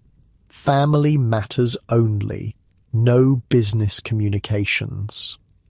There are grumbles from the businessmen in line, but no serious objections. Even Wall Street recognizes that human concerns must take precedence over financial ones in this moment. Jonathan Berkeley waits patiently in that line, composing and recomposing his message in his head. When he finally reaches the counter, he's ready. Mary. Stop stranded plaza. Hotel. Stop unharmed. Stop home when possible. Stop. Love, Jonathan. 19 words, 1 under the limit. Every word precious, carrying reassurance across the distance to his wife in their Yonkers home. As he leaves the telegraph office, he feels lighter. Whatever else happens, Mary will know he's safe. It's a small victory, but in the aftermath of the blizzard, small victories are all anyone can hope for. The newspapers, operating under severe constraints with reduced staff and printing capabilities, nevertheless managed to produce limited editions. The New York Herald, the New York Tribune, the New York Times all publish accounts of the storm and its aftermath, working with whatever information they can gather. The Herald faces a particular embarrassment, having published Walt Whitman's spring-celebrating poem The First Dandelion on the very day the blizzard struck. Some wags suggest they should commission a follow-up from the poet, perhaps The Last Snowdrift. Humour begins to emerge as a coping mechanism. New Yorkers, never known for taking hardship lying down, start to find dark comedy in their situation. On Broadway, where workers have managed to clear partial paths through the snow, someone has stuck a sign in a towering drift, "Keep off the grass." Near another drift, "You can have it if you will take it away." By Central Park, "Do not touch a leaf or a flower." And most pointedly, on a sign labelled The Blizzard Gazette, someone has written, "Oh, where is the poet who wrote of the spring and the birds and the flowers and the trees? They have hustled him off to the cold, cold north and left him there to freeze." This last jab at Whitman's unfortunately timed poem draws particular laughter from those who get the reference. The poet himself, safely in New Jersey, reportedly takes the ribbing with good grace. The humour is a healthy sign, a community beginning to process trauma, to find ways to move forward, but it doesn't minimise the continued suffering. In the tenements of the Lower East Side, food shortages become critical. Most families live day to day with minimal stored provisions. After 3 days without deliveries, pantries are empty. Hunger becomes a pressing concern, especially for children and the elderly. Community kitchens spring up spontaneously. Those with food share with those without. A baker who managed to save his flour from water damage works through the night, producing loaves that are distributed free to neighbours. "Take," he insists, when people offer what little money they have. "Today you need. Tomorrow maybe I need. We help each other, yes?" This spirit of mutual aid extends across class lines. The mansion of J.P. Morgan on Madison Avenue becomes an impromptu soup kitchen, serving hundreds of meals daily from the banker's well-stocked pantry. Mr. Morgan's instructions were clear, his butler tells those who express surprise at the magnate's generosity. No one in the neighbourhood goes hungry while there's food in this house. Whether this represents genuine altruism or calculated public relations is debatable, but the hungry being fed don't particularly care about Morgan's motivations. As Wednesday progresses, more transportation links slowly reopen. The elevated trains begin limited service on partially cleared tracks. Horse-drawn streetcars return to a few major avenues. Ferry service resumes to Brooklyn, though the boats must navigate through dangerous ice floes. For many stranded away from home, these reopenings offer the first real hope of return. Jonathan Berkeley joins the crowd waiting for the first uptown train at 23rd Street Station. The platform is packed, everyone stamping their feet against the cold, breath-forming clouds in the frigid air. When the train finally appears, moving slowly along ice-covered rails, a cheer goes up. "Remember, folks," calls the station agent, "this train's only going as far as 42nd Street tracks still blocked beyond that. For many, including Berkeley, that's enough. From 42nd, he can walk north following the partially cleared paths. It will be a difficult journey of several miles through snow-choked streets, but at least it's possible now. 3 days ago, it wasn't." As he boards the train, he turns to O'Shaughnessy. "What about you? Coming uptown?" The construction worker shakes his head. "My Mary's in Brooklyn. Gotta take my chances with the ferry." They shake hands, these men who've shared an ordeal, forging a friendship that would never have existed under normal circumstances. "Good luck," Berkeley says. "You too, friend? Maybe we'll meet again someday in better weather?" These temporary bonds formed in crisis. They're another aspect of the human response to disaster. People who would normally pass each other on the street without a glance become comrades, supporters, friends. Whether these connections last beyond the immediate emergency is less important than the comfort they provide in the moment. The train lurches into motion, creeping along tracks still partially obstructed by snow and ice. Through the window, Berkeley watches the transformed city pass by. Familiar streets rendered alien by massive drifts, buildings with snow piled to second-story windows. People working with shovels everywhere. It will be hours yet before he reaches home, and days before life returns to anything resembling normalcy. But for the first time since the storm began, he allows himself to believe that the worst is truly over. As the sun sets on Wednesday, New York remains largely paralyzed, but the paralysis is no longer absolute. Paths have been cleared through the snow, limited communications have been restored, some transportation has resumed. The recovery has begun, slow and painful though it may be. And in that recovery lies the seed of transformation. The Great Blizzard of 1888 will prove to be not just a natural disaster, but a turning point, a catalyst for fundamental changes in how the city is structured, how its vital systems are protected, how its future development will unfold. But those changes are still to come. For now, as darkness falls, the immediate concerns remain. Staying warm, finding food, checking on neighbours, digging out, and beginning the long process of rebuilding and recovery. The sun sets on a city forever changed by 3 days of snow, wind, and cold. The great white hurricane has done its worst. Now comes the reckoning and the renewal. Thursday, March 15th. The 4th day since the Great White Hurricane began its assault on the East Coast. Dawn reveals a changed world. The snow has stopped completely now. The wind has died to occasional light breezes. The temperature, while still below freezing, has moderated somewhat, and the true scale of the disaster becomes increasingly apparent. The Great Blizzard of 1888 didn't just hit New York City, it paralyzed the entire eastern seaboard from the Chesapeake Bay to Maine, as well as parts of Canada. Everywhere the story is the same. Unprecedented snowfall, catastrophic wind damage, transportation systems in ruins, and a mounting death toll.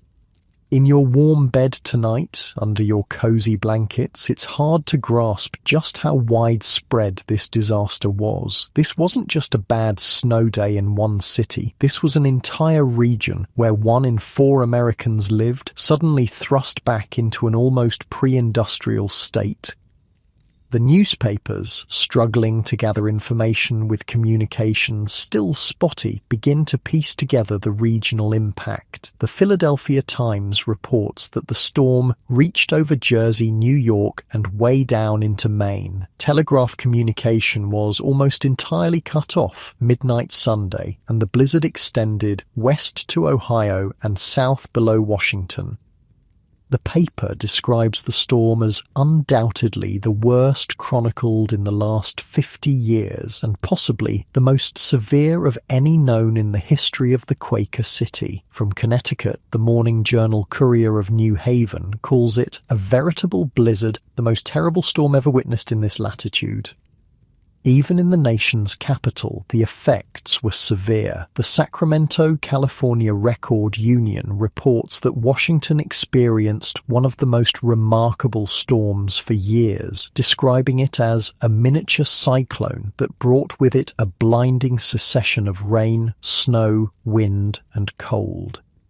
The news crosses the Atlantic. The Yorkshire Herald of North Yorkshire, England, notes that the New York Stock Exchange, for the first time in its history, stopped business by a formal resolution after it had already been stopped less formally and without a resolution by the blizzard and the snow.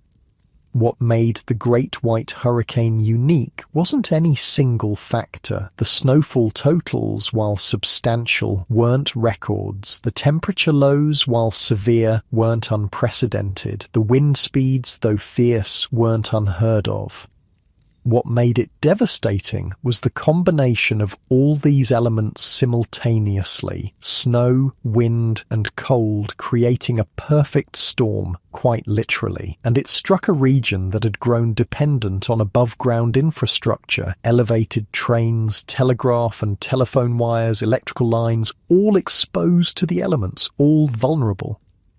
The human toll continues to mount. The Baltimore Sun reports that telephone and telegraph wires and poles weighted down with ice were easily broken or overthrown. Trees were torn up by the roots and railroads were blockaded by the snowdrifts. The downfall of telegraph wires cut off the city from communication with other points, and news was either delayed or completely lost.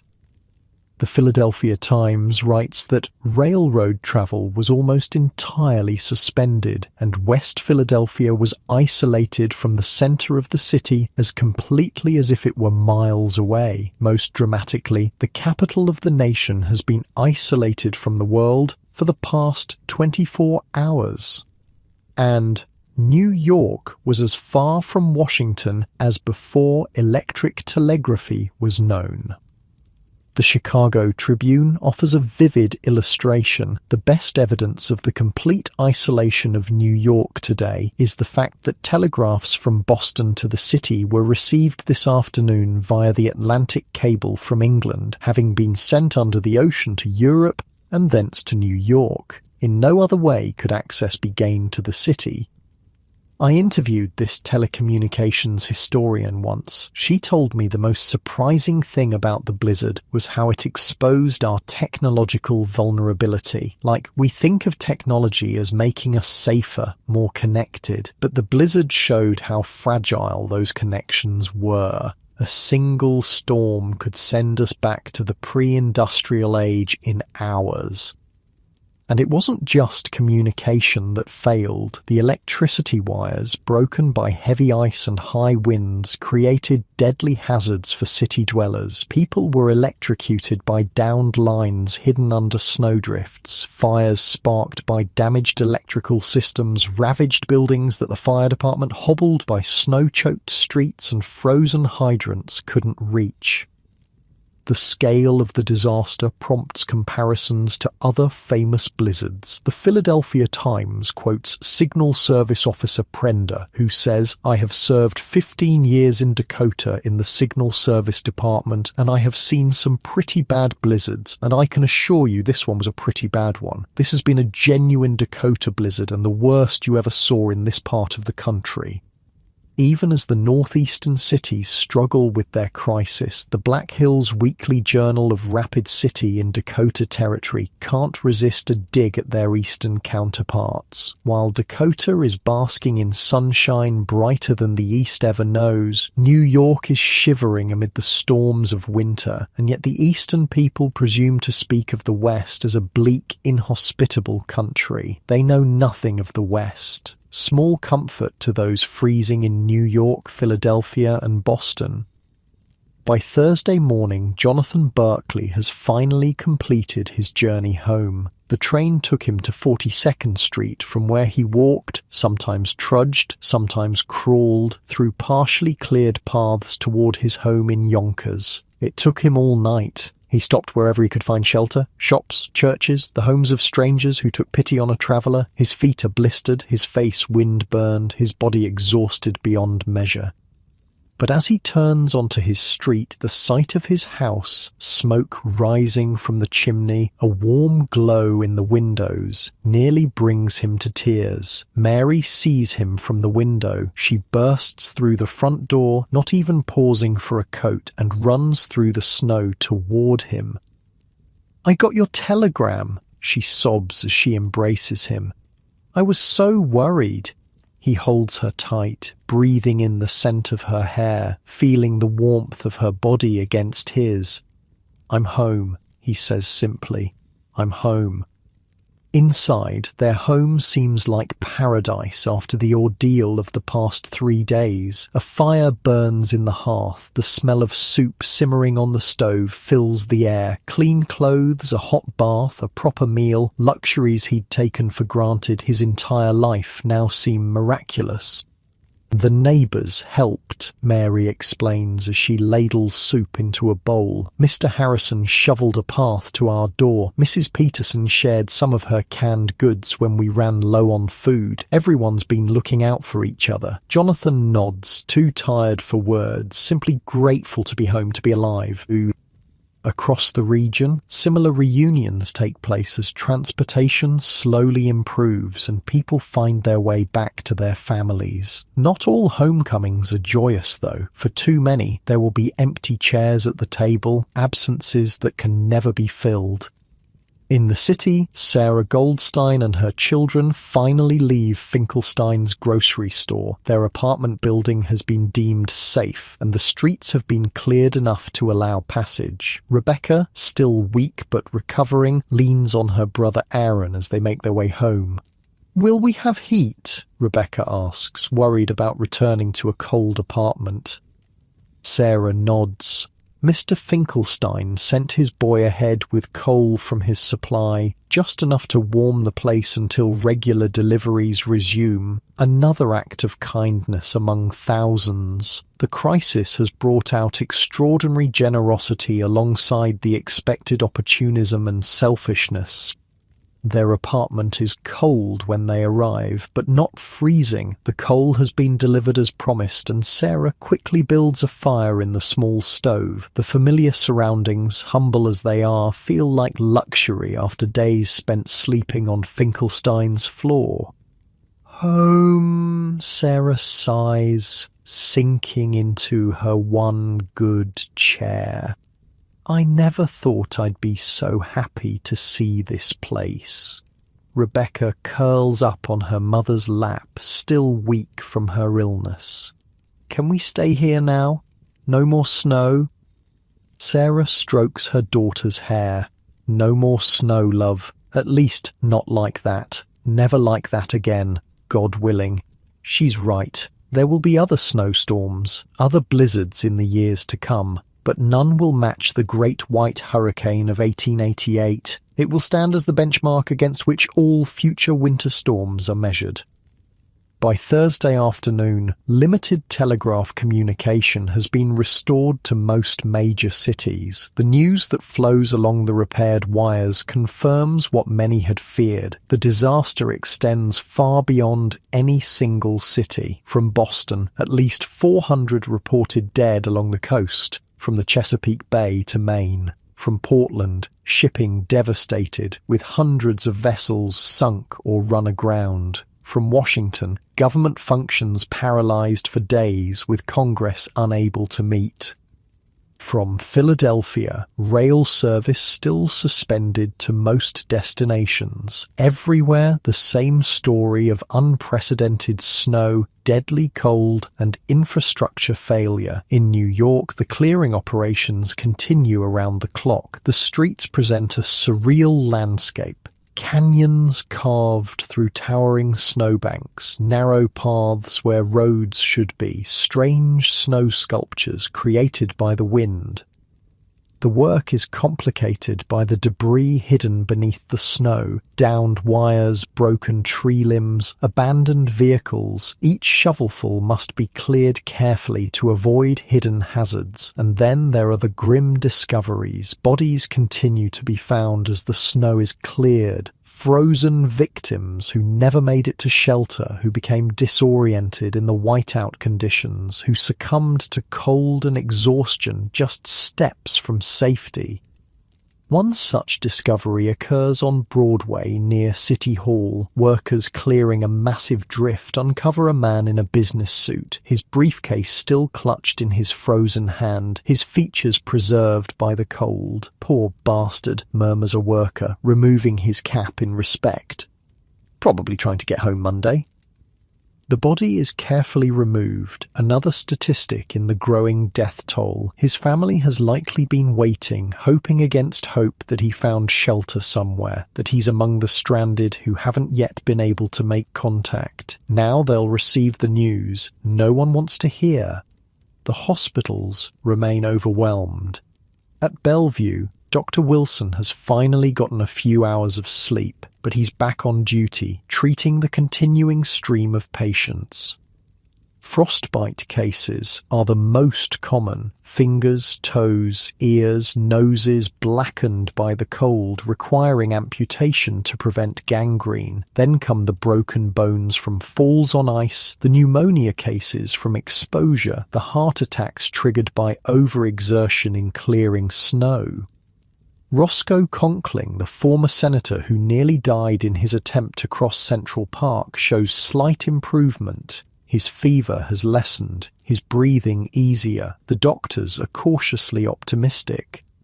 "You're a fighter, Senator," Dr. Wilson tells him during morning rounds. Conkling manages a weak smile. Always have been. His voice is barely audible, his once powerful frame diminished by illness. What neither of them knows is that this improvement is temporary. The pneumonia will return. More virulent than before, Conkling will linger for another month before finally succumbing on April 18th, becoming perhaps the most famous victim of the Great Blizzard. By Thursday evening, the first significant food and fuel shipments begin to reach the city. Trains from the south and west, moving slowly along partially cleared tracks, bring desperately needed supplies: coal, flour, meat, milk for children. The distribution system is improvised, chaotic. Police stations become ad hoc relief centres. Churches and schools serve as distribution points. Those with means are asked to wait to allow the limited supplies to reach those most in need first. Most comply without complaint, understanding the necessity. A few grumble about preferential treatment. Class tensions, always present in New York, simmer beneath the surface of the crisis response. In the financial district, a group of bankers meets to discuss the economic impact of the disaster. The stock exchange has been closed for 3 days, an unprecedented shutdown. The loss of business, the property damage, the disruption to shipping and rail transport, all will have far-reaching financial consequences. Conservative estimates put the damage at $20 million, announces one banker, removing his spectacles to rub his tired eyes. It could easily be twice that when all is tallied. $20 million in 1888, the equivalent of over $500 million today. A staggering sum, representing countless livelihoods destroyed, businesses ruined, infrastructure damaged. The insurance companies will collapse. predicts another. They can't possibly cover all the claims.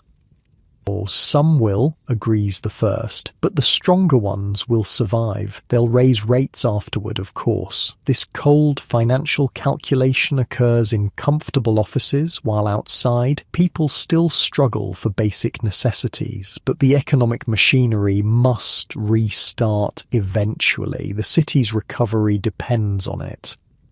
As darkness falls on Thursday, more of the city has electric lighting restored. Block by block, street by street, the familiar glow of arc lamps returns, pushing back the oppressive darkness that has enveloped the city for 3 nights. For many, this visible sign of returning normalcy provides psychological comfort beyond its practical value. Light means civilization, means order, means the slow return of the world they knew before the storm. The human capacity for resilience, for enduring hardship and then rebuilding, is on full display throughout the city. In a Lower East Side tenement, a wedding proceeds despite the conditions. The ceremony, postponed from Sunday due to the storm, takes place in an apartment barely large enough for the immediate family. The bride wears borrowed finery. The groom's suit is rumpled from days spent sheltering in a factory. The rabbi performs the ceremony by candlelight. Even in darkness we create light, he pronounces as the couple breaks the glass. Even in winter we plant the seeds of spring. The small gathering applauds, celebrating life and continuity amid devastation. The elderly grandmother dabs tears from her eyes, remembering other celebrations in other difficult times. She'd survived pogroms in Russia, the dangerous Atlantic crossing, the challenges of building a new life in America. This blizzard is just one more hardship to endure and overcome. Across town, in the palatial dining room of a Fifth Avenue mansion, William Vanderbilt hosts a different kind of gathering. The city's power brokers, financial, political, industrial, meet over brandy and cigars to discuss the lessons of the disaster. Gentlemen, Vanderbilt begins, this storm has exposed fatal flaws in our city's design. Our critical infrastructure, transportation, communication, utilities, all vulnerable to disruption because they're above ground. JP Morgan nods agreement. The economic cost of this vulnerability is unsustainable. 3 days of paralysis in the financial hub of the nation, unacceptable. Mayor Hewitt, invited to provide the political perspective, leans forward. I proposed underground rapid transit just weeks ago. This disaster demonstrates the urgency of that project. Not just transit, adds another industrialist. All of it. Telegraph wires, electrical lines, water and gas mains. Everything critical should be below ground, protected. These men, representing immense wealth and influence, have the power to reshape the city. Their self-interest aligns, for once, with the broader public good. The changes they envision will transform New York, making it more resilient against future disasters. None of them realize just how profound that transformation will be. The Great Blizzard of 1888 will prove to be a crucial turning point in urban development, not just for New York, but for cities across America. But these changes lie in the future. For now, as Thursday becomes Friday, the immediate challenges of recovery consume all available resources and attention. The newspapers continue to document both the tragedy and the resilience. The Chicago Tribune reports that on Broadway, the sidewalks were cleaned and all sorts of humorous signs were stuck up in the snow piles. Some signs read, "Keep off the grass. You can have it if you will take it away." And "Do not touch a leaf or a flower." Ironic references to normal park rules now applied to mountains of snow. One particularly pointed sign references Whitman's unfortunately timed poem, "Oh, where is the poet who wrote of the spring and the birds and the flowers and the trees? They have hustled him off to the cold, cold north and left him there to freeze." This humour, dark, ironic, resilient, is characteristically New York. Even in disaster, the city's personality shines through. As Thursday night deepens, the temperature drops again, though not to the extreme lows of Monday and Tuesday. The snow, beginning to melt in places under Thursday's sunshine, refreezes, creating treacherous ice slicks on partially cleared streets and sidewalks. The sounds of the city have changed. The wind no longer howls, but new noises have replaced it. The scrape of shovels against pavement, the rumble of carts hauling away snow, the crack and groan of tree branches breaking under the weight of ice, the occasional shout of workers discovering something or someone buried beneath a drift. For those still missing loved ones, each new discovery brings dread. Is this the moment they'll learn the worst, or will there be another day of agonizing uncertainty? Sarah Cohen, a seamstress from the Lower East Side, has heard nothing from her husband Isaac since he left for work Monday morning. She stands in line at the police station, clutching a photograph, waiting to check the latest list of identified bodies. The officer at the desk is kind but harried, overwhelmed by the hundreds of similar inquiries he's handled over the past days. Cohen, Isaac, Sarah says when she reaches the front of the line. He works at a tailor shop on Delancey, left Monday morning, never came home. The officer checks his list, then shakes his head. No one by that name, ma'am. That's good news. He's not among the confirmed dead. Small comfort when he's not among the confirmed living either. Where else can I look? She asks, her voice thin with exhaustion and worry. Try the shelters, he suggests. Churches, schools, hotels. Many people are still stranded where they took refuge during the storm. Sarah nods and turns away, another face in the crowd of the worried, the waiting, the wondering. These personal dramas multiply across the city, thousands of individuals and families caught in the aftermath of disaster, each with their own story of survival, loss, or uncertainty. As midnight approaches on Thursday, the city sleeps fitfully. The immediate danger has passed, but the effects of the great blizzard will linger for weeks, months, even years to come, and some effects will be permanent. Changes to infrastructure, to urban planning, to how cities protect their vulnerable systems. The Great White Hurricane of 1888 will leave an indelible mark on New York and the entire eastern seaboard.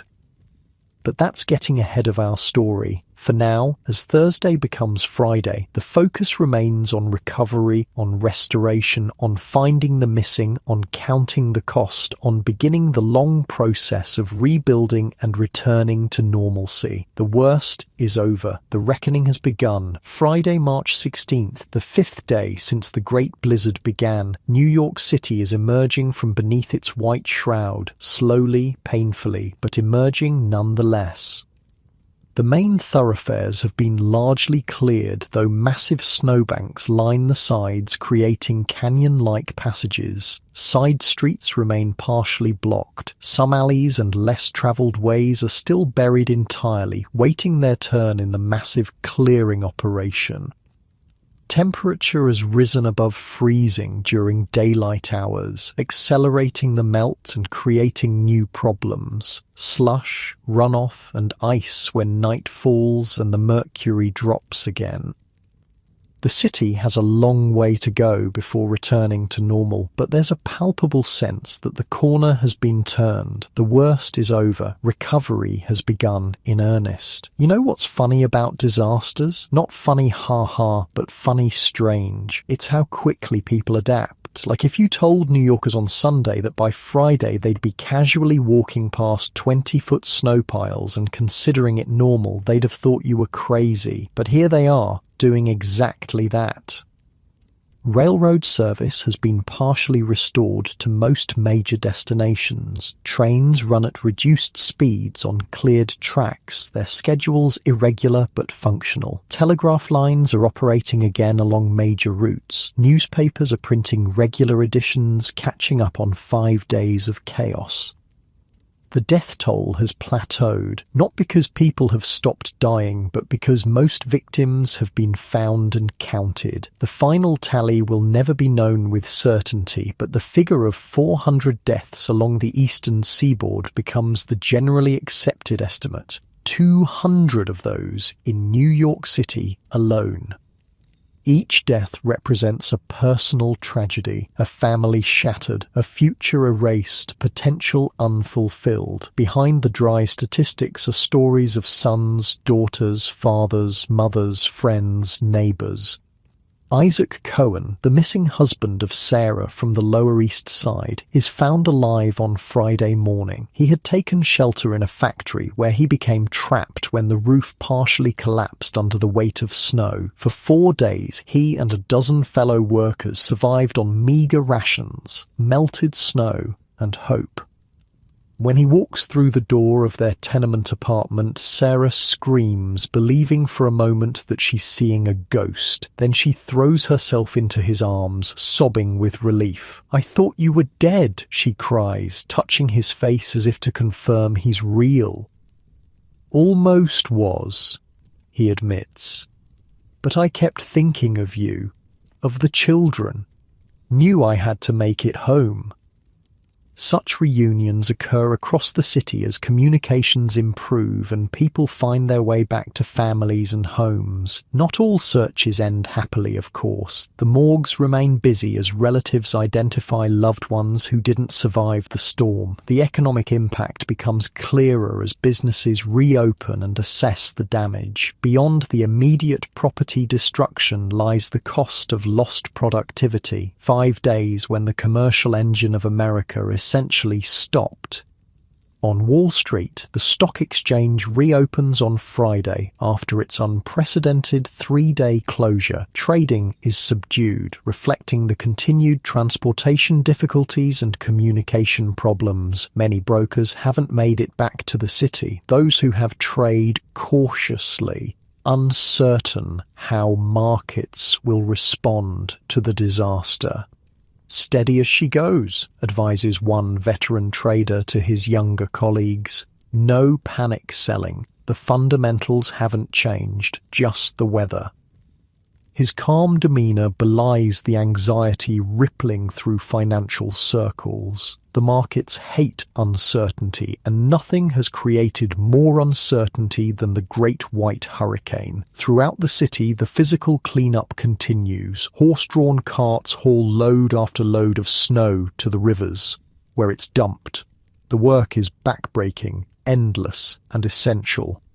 "At this rate, we'll be done by July," jokes a worker as he shovels slush into a cart on Broadway.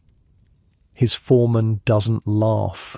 Mayor wants the main streets cleared by Monday. Business has to get back to normal. The worker spits. "Nothing's going to be normal for a long time, if you ask me." He's right. The blizzard has left scars, physical, economic, psychological, that will take months or years to heal completely. Some of the most poignant scenes involve the animals affected by the storm. Horses, the engines of urban transportation in 1888, suffered terribly. Many died in the streets, unable to move through the deep snow, freezing where they stood. Others were trapped in stables without food or water when their caretakers couldn't reach them. On Friday afternoon, a crowd gathers on 23rd Street where workers are attempting to free a horse discovered alive in a drift. Only its head and neck are visible above the snow. For days it has stood immobilized, slowly starving and dehydrating. "Easy, girl," soothes a veterinarian as workers carefully dig around the animal. "Almost there." When they finally free the mare, she's too weak to stand. Her legs, frozen in place for days, buckle beneath her. But she's alive. One small victory amid countless tragedies. Smaller animals fared even worse. The city's population of stray cats and dogs was decimated. Birds fell frozen from the sky or starved when their food sources were buried. Even rats, usually the most adaptable of urban creatures, died in droves, their burrows flooded by melting snow or collapsed under the weight of drifts. The resilience of nature mirrors the resilience of the city's human population. Both find ways to survive, to adapt, to continue despite extraordinary challenges. By Friday evening, gas service has been fully restored to most neighbourhoods. Electric lighting functions along major avenues. Water pressure returns to normal as frozen mains thaw and breaks are repaired. These mundane services, taken for granted before the storm, now seem like luxuries. A hot bath, a warm room, a cooked meal on a proper stove, simple comforts that suddenly feel miraculous.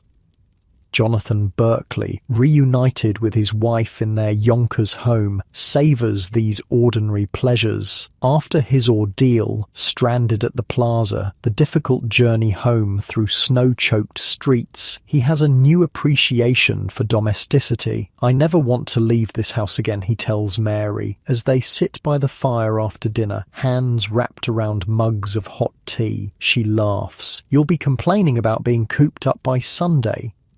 "Maybe," he admits, "but I'll never take getting home for granted again." These shifts in perspective, subtle but significant, multiply across the city as people emerge from the crisis. Old antagonisms seem less important. Class divisions, while still present, feel less rigid. For a brief moment, there's a sense of shared experience, of common humanity in the face of natural disaster.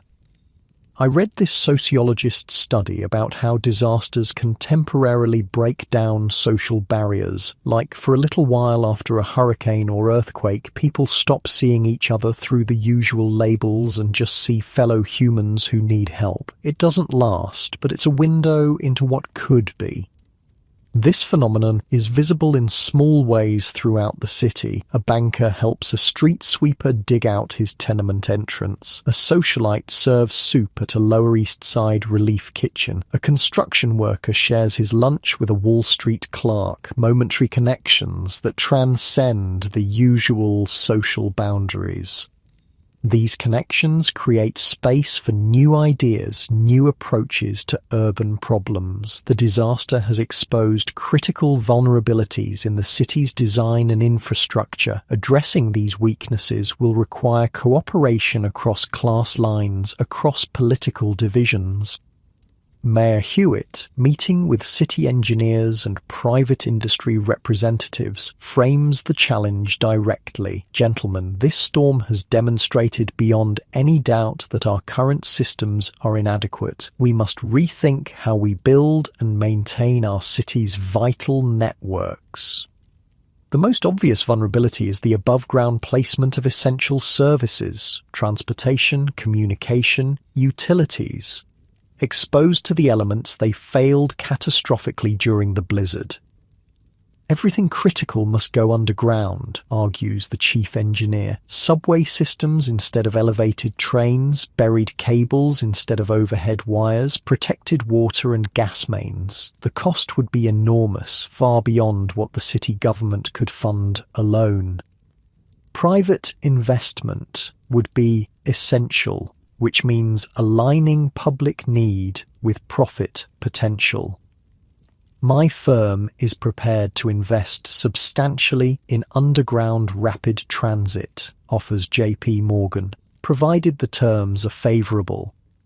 Other industrialists make similar commitments. The disaster has created opportunity for profit, yes, but also for genuine improvement, for innovation, for building a more resilient city.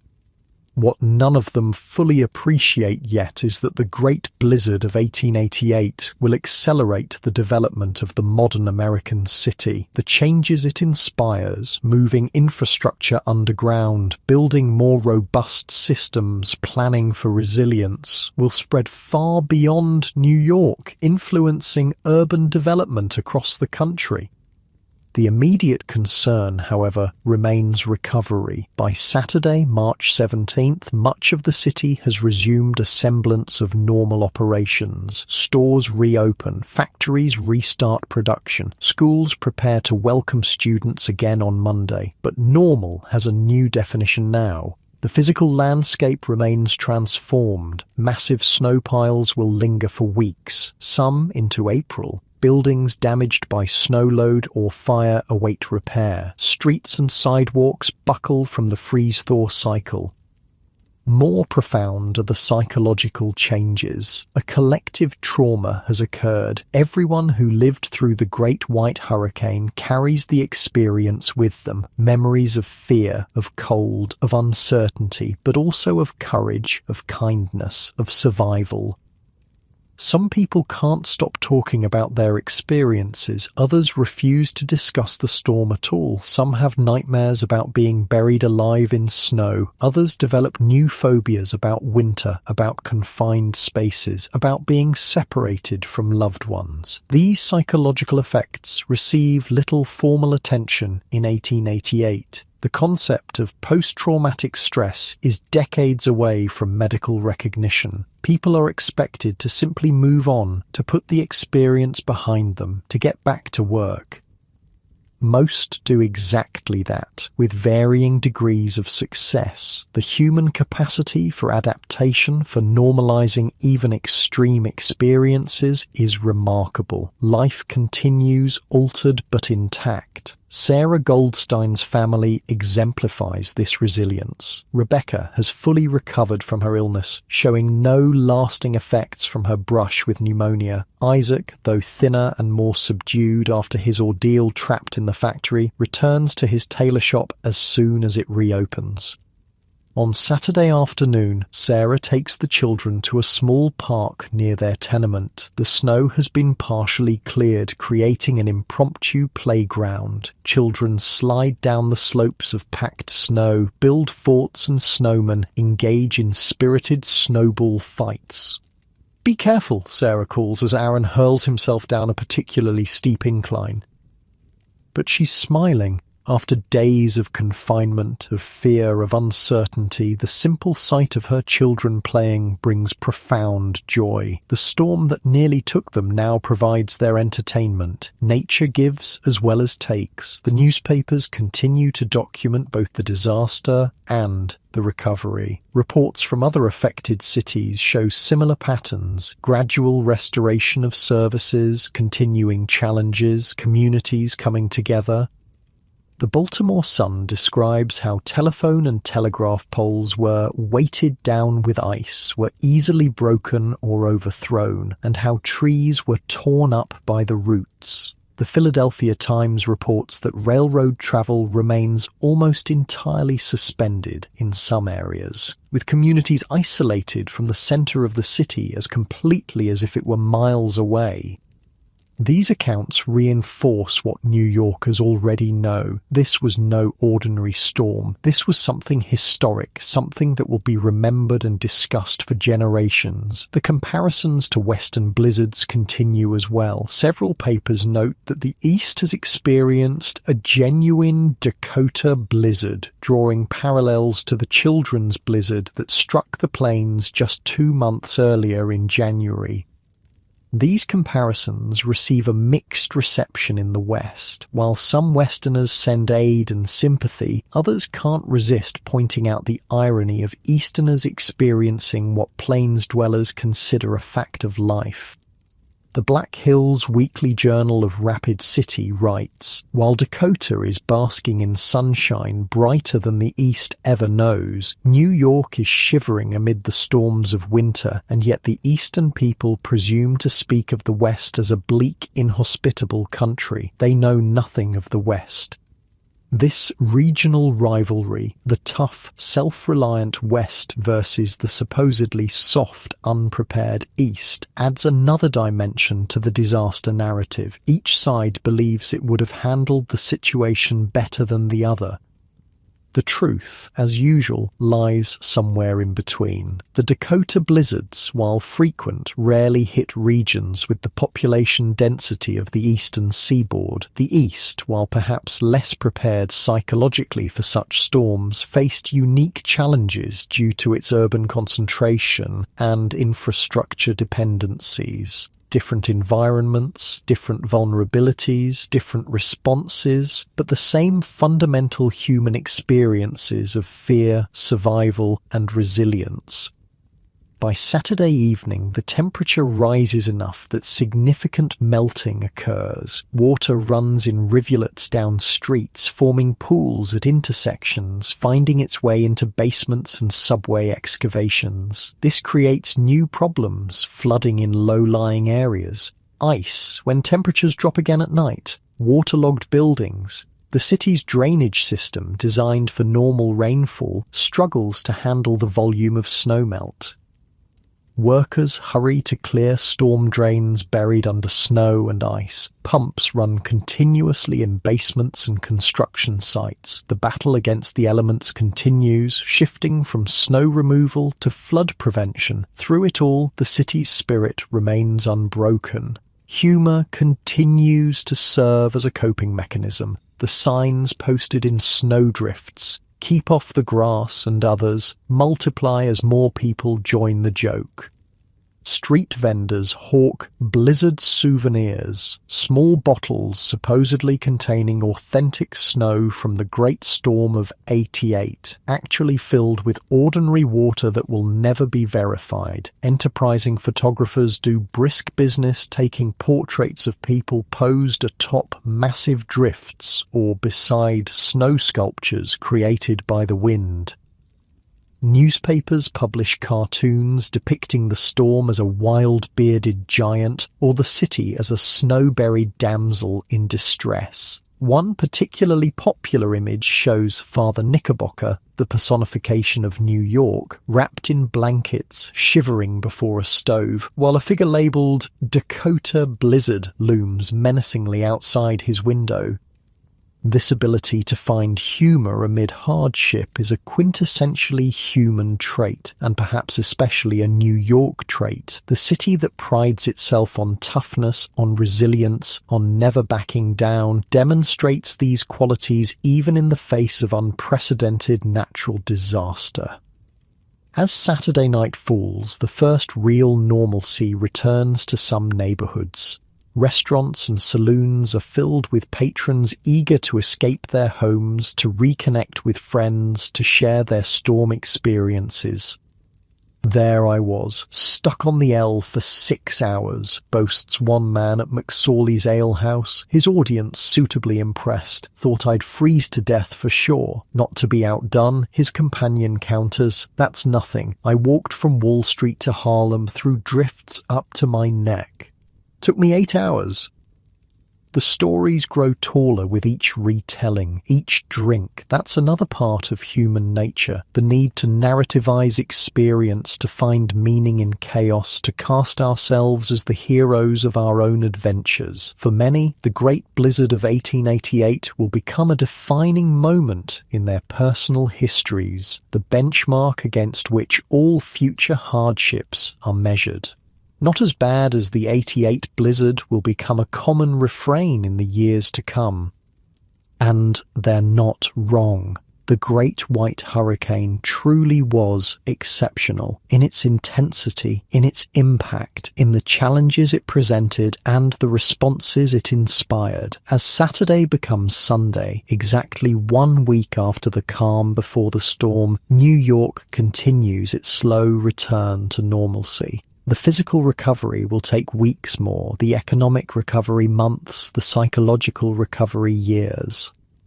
But the most lasting impact will be on how the city, and by extension, urban America, thinks about infrastructure, about resilience, about protecting vital systems from natural disasters. The seeds of change have been planted. The Great Blizzard of 1888 will bear fruit in the subways, the underground utilities, the disaster planning that shapes the modern American city. That transformation, however, lies in the future. For now, as the city sleeps, the immediate concerns remain: clearing the snow, repairing the damage, burying the dead, caring for the injured, finding the missing, restoring services, and returning to the routines of daily life. The Great White Hurricane has done its worst. The recovery continues. The city endures. The legacy of the Great White Hurricane of 1888 extended far beyond the immediate aftermath. As weeks turned to months and months to years, the impact of those 4 March days continued to reshape New York City and urban America. Cozy in your bed right now, it's easy to take for granted how cities are designed, the infrastructure hidden beneath your feet, the transit systems that keep a city moving even in bad weather, the disaster preparedness we've come to expect. These weren't always there. Many of these innovations trace their origins to those brutal days in March 1888, when everything failed at once. By the first anniversary of the blizzard in 1889, most physical evidence of the storm had long since vanished. The last stubborn snow piles had melted by late April 1888. Damaged buildings were repaired or demolished. Streets and sidewalks were patched and rebuilt. To a casual observer, the city appeared unchanged. But beneath the surface, literally and figuratively, profound transformations were underway. The most immediate and obvious change was the movement of utilities underground. Within weeks of the disaster, city ordinances were passed requiring electrical, telegraph, and telephone companies to bury their wires. No longer would these vital communication and power lines hang vulnerably above the streets, exposed to ice, wind, and falling trees. "It'll cost a fortune," complained one utility executive when presented with the new requirements. "It'll cost more to lose service for days again," Mayor Hewitt responded. "The decision is final." Similar regulations spread to other cities along the eastern seaboard. Boston, Philadelphia, Baltimore, Washington all had experienced the catastrophic failure of above-ground utilities during the blizzard. All moved quickly to mandate buried lines. But the most significant legacy of the Great Blizzard was its impact on transportation infrastructure. The elevated trains, those iron lifelines that had failed so completely during the storm, were revealed as fundamentally vulnerable. Thousands stranded in freezing cars, entire routes immobilized by snow and ice, the system paralyzed for days. It was unacceptable for a modern city. The alternative had already been proposed: underground rapid transit, subway systems protected from the elements, able to operate regardless of surface conditions. The blizzard transformed this concept from a luxury to a necessity. William Steinway, the piano manufacturer whose diary provides such vivid first-hand accounts of the storm, was appointed to the city's subway commission. The experience of being trapped in a city with paralyzed transportation convinced him of the urgent need for subways. "The storm stopped the ELS completely," he wrote in his diary. "It is again snowing hard. All business is suspended. The workmen cannot reach factories." This personal experience of business disruption, combined with his role as a major employer, gave Steinway a powerful incentive to support underground transit. He joined other influential figures in pushing for subway development. The results weren't immediate. Major infrastructure changes never are. Planning, funding, engineering, politics all took time. Boston would ultimately build America's first subway, opening in 1897. New York's first line wouldn't begin operation until 1904. But when Mayor Hewitt died in 1903, he was posthumously given the title Father of the New York Subway. His advocacy for underground transit, amplified by the Great Blizzard's demonstration of elevated lines vulnerability, had eventually borne fruit. Jonathan Berkeley experienced this transformation firsthand. By 1904, 16 years after the blizzard, he had risen to become a senior bank officer. On opening day of the new subway, October 27th, he joined the crowds waiting to board at City Hall Station. "Remember the blizzard of '88? asked an elderly gentleman next to him in line. "Stuck on the L for 8 hours I was, nearly froze to death." Jonathan nodded. "I was stranded at the plaza for 2 days, had to walk all the way home to Yonkers when it was over." "Well," said his companion, gesturing toward the gleaming new subway entrance, "this is the good that came from it. Snow can pile up 10 feet high up there and these trains will keep running." He was right. The subway system would transform New York, making it more resilient, more efficient, more modern, and it owed its existence, in part, to the Great White Hurricane that had paralyzed the city 16 years earlier. The blizzard's influence extended beyond transportation and utilities to broader urban planning concepts. Disaster preparedness, once an afterthought, became an essential consideration. How would critical systems function in extreme conditions? What backup measures were necessary? How could cities protect their most vulnerable populations? These questions, sparked by the catastrophic failure of 1888, led to new approaches to urban design and emergency management. Nothing would prevent future storms, but cities could become more resilient, better prepared, less vulnerable. I interviewed this urban planning historian once who told me something interesting about disasters. She said cities often need catastrophes to drive change. The inertia of "this is how we've always done things" is so strong that sometimes only a complete failure can overcome it. The blizzard was that moment for New York when the way we've always done things suddenly obviously wasn't good enough anymore. The human toll of the blizzard, those 400 souls lost along the coast, could never be recovered, but their deaths served as a powerful catalyst for changes that would save countless lives in future emergencies. For the survivors, the Great Blizzard became a defining moment, a shared experience that bound them together across class, ethnicity, and geography. As years passed, this bond found expression in formal organizations.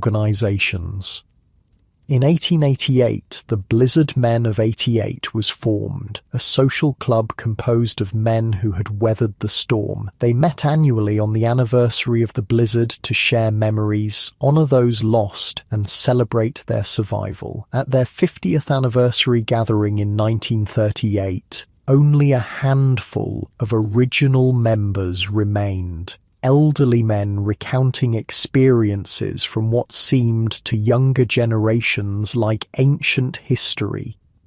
Samuel Meredith Strong, MD, then president of the club, published a collection of oral histories titled The Great Blizzard of 1888. He understood that first-hand accounts would soon be lost forever as the last survivors passed away. "The storm came as if it had slid out of a sack," recalled one survivor. "A hurricane-like wind blew so that the snow drifted high in the air and it became terribly cold. Within a few minutes it was as dark as a cellar and one could not see one's hand in front of one's face." These vivid descriptions preserved the lived experience of the blizzard for future generations, the fear, the cold, the darkness, but also the courage, the kindness, the resilience that emerged in response. Sarah Goldstein, now an elderly woman herself, attended the 50th anniversary memorial service held at Trinity Church. Her daughter Rebecca, once the sick child whose life had hung in the balance during those freezing days, accompanied her. "I don't remember much," Rebecca admitted as they took their seats in the church. "I was so ill, but I remember Mrs. Abernathy and her mustard plaster, and Mr. Finkelstein sharing his food with everyone." Sarah squeezed her daughter's hand. The worst brings out the best in some people. That's what I want you to remember. As organ music filled the church, Sarah closed her eyes, transported back to those desperate days, the cold that seemed to seep through walls, the wind that howled like a living thing, the fear that twisted her stomach as Rebecca's fever rose, the relief when her husband Isaac finally returned home. Time had softened the edges of those memories, but the essence remained, the knowledge that they had faced something extraordinary and survived, changed but intact. The Great Blizzard also left its mark on American culture. It appeared in literature, art, and oral tradition. A touchstone event that signified extreme conditions, unexpected disaster, human vulnerability in the face of natural forces. Phrases like "the worst since the blizzard of '88" or "nothing like the Great White Hurricane" entered the vernacular, used to measure subsequent storms, and found lacking. For generations, it remained the standard against which all winter weather was judged. Even Walt Whitman's unfortunately timed poem, "The First Dandelion," published in the New York Herald on the day the blizzard struck, became part of the cultural memory, a symbol of nature's ability to upend human expectations, to turn spring hopes to winter despair in a matter of hours. Simple and fresh and fair from winter's close emerging, as if no artifice of fashion, business, politics had ever been, forth from its sunny nook of sheltered grass innocent, golden, calm as the dawn, the spring's first dandelion shows its trustful face. The poem, once mocked for its terrible timing, eventually found redemption. Its vision of renewal, of nature's resilience and cyclical return, applied equally to the city's emergence from disaster. New York, like Whitman's dandelion, would emerge from winter's close, renewed and transformed. The physical evidence of the Great Blizzard faded quickly, but its impact on policy and infrastructure proved remarkably durable. The lessons learned in those frozen March days of 1888 influenced urban development throughout the 20th century and beyond. When New York faced subsequent challenges, the blackout of 1965, the fiscal crisis of the 1970s, the September 11th attacks, Hurricane Sandy, the resilience built into its systems following the 1888 disaster helped the city endure and recover. The subway keeps running when surface transportation fails. Buried utility lines withstand storms that would topple overhead wires. Emergency management plans, refined through generations of experience, deploy resources more effectively, save more lives.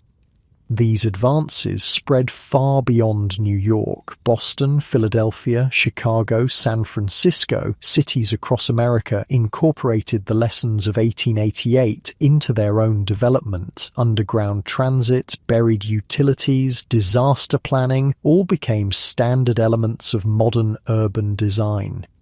In a very real sense, the Great White Hurricane helped shape the modern American city, not just through the specific changes it inspired, but through the shift in thinking it prompted. Cities became more conscious of their vulnerabilities, more intentional about resilience, more forward-thinking in their planning. The direct witnesses to the Great Blizzard are long gone now. The last member of the Blizzard Men of '88 died in the 1980s, nearly a century after the storm. Even their children and grandchildren have largely passed away. But the legacy remains in the subway tunnels beneath Manhattan, in the utility conduits under city streets, in the emergency management plans that guide responses to modern disasters. The Great White Hurricane may have lasted only 4 days, but its influence extends across generations. As Jonathan Berkeley grew older, he often told his grandchildren about the blizzard, about his time stranded at the plaza, about his arduous journey home through snow-choked streets. The city learned from it, he would conclude. That's the important thing. We suffered, yes, but we learned and we built better. His grandson, an engineer who would later work on extending the subway system in the 1930s, took this lesson to heart. Build for the worst case, he would tell his own team. My grandfather taught me that. Small connections across generations, stories passed down, lessons learned, wisdom accumulated through hardship. These too form part of the Blizzard's legacy. Sarah Goldstein likewise shared her experiences with her grandchildren, though her emphasis differed from Jonathan's. What I remember most, she would tell them, gathered around her kitchen table, was how people helped each other. Mrs. Abernathy with her mustard plaster, Mr. Finkelstein sharing his food, strangers taking in strangers. That's what saved us. Not just the buildings or the machines, but the goodness in people. Her granddaughter, who would later become a public health nurse during the influenza pandemic of 1918, remembered these words when facing her own generation's disaster. Look for the helpers, she would say, echoing her grandmother's wisdom. There are always helpers. Different lessons from the same event, both equally valid, both carrying forward the complex legacy of those extraordinary days in March 1888.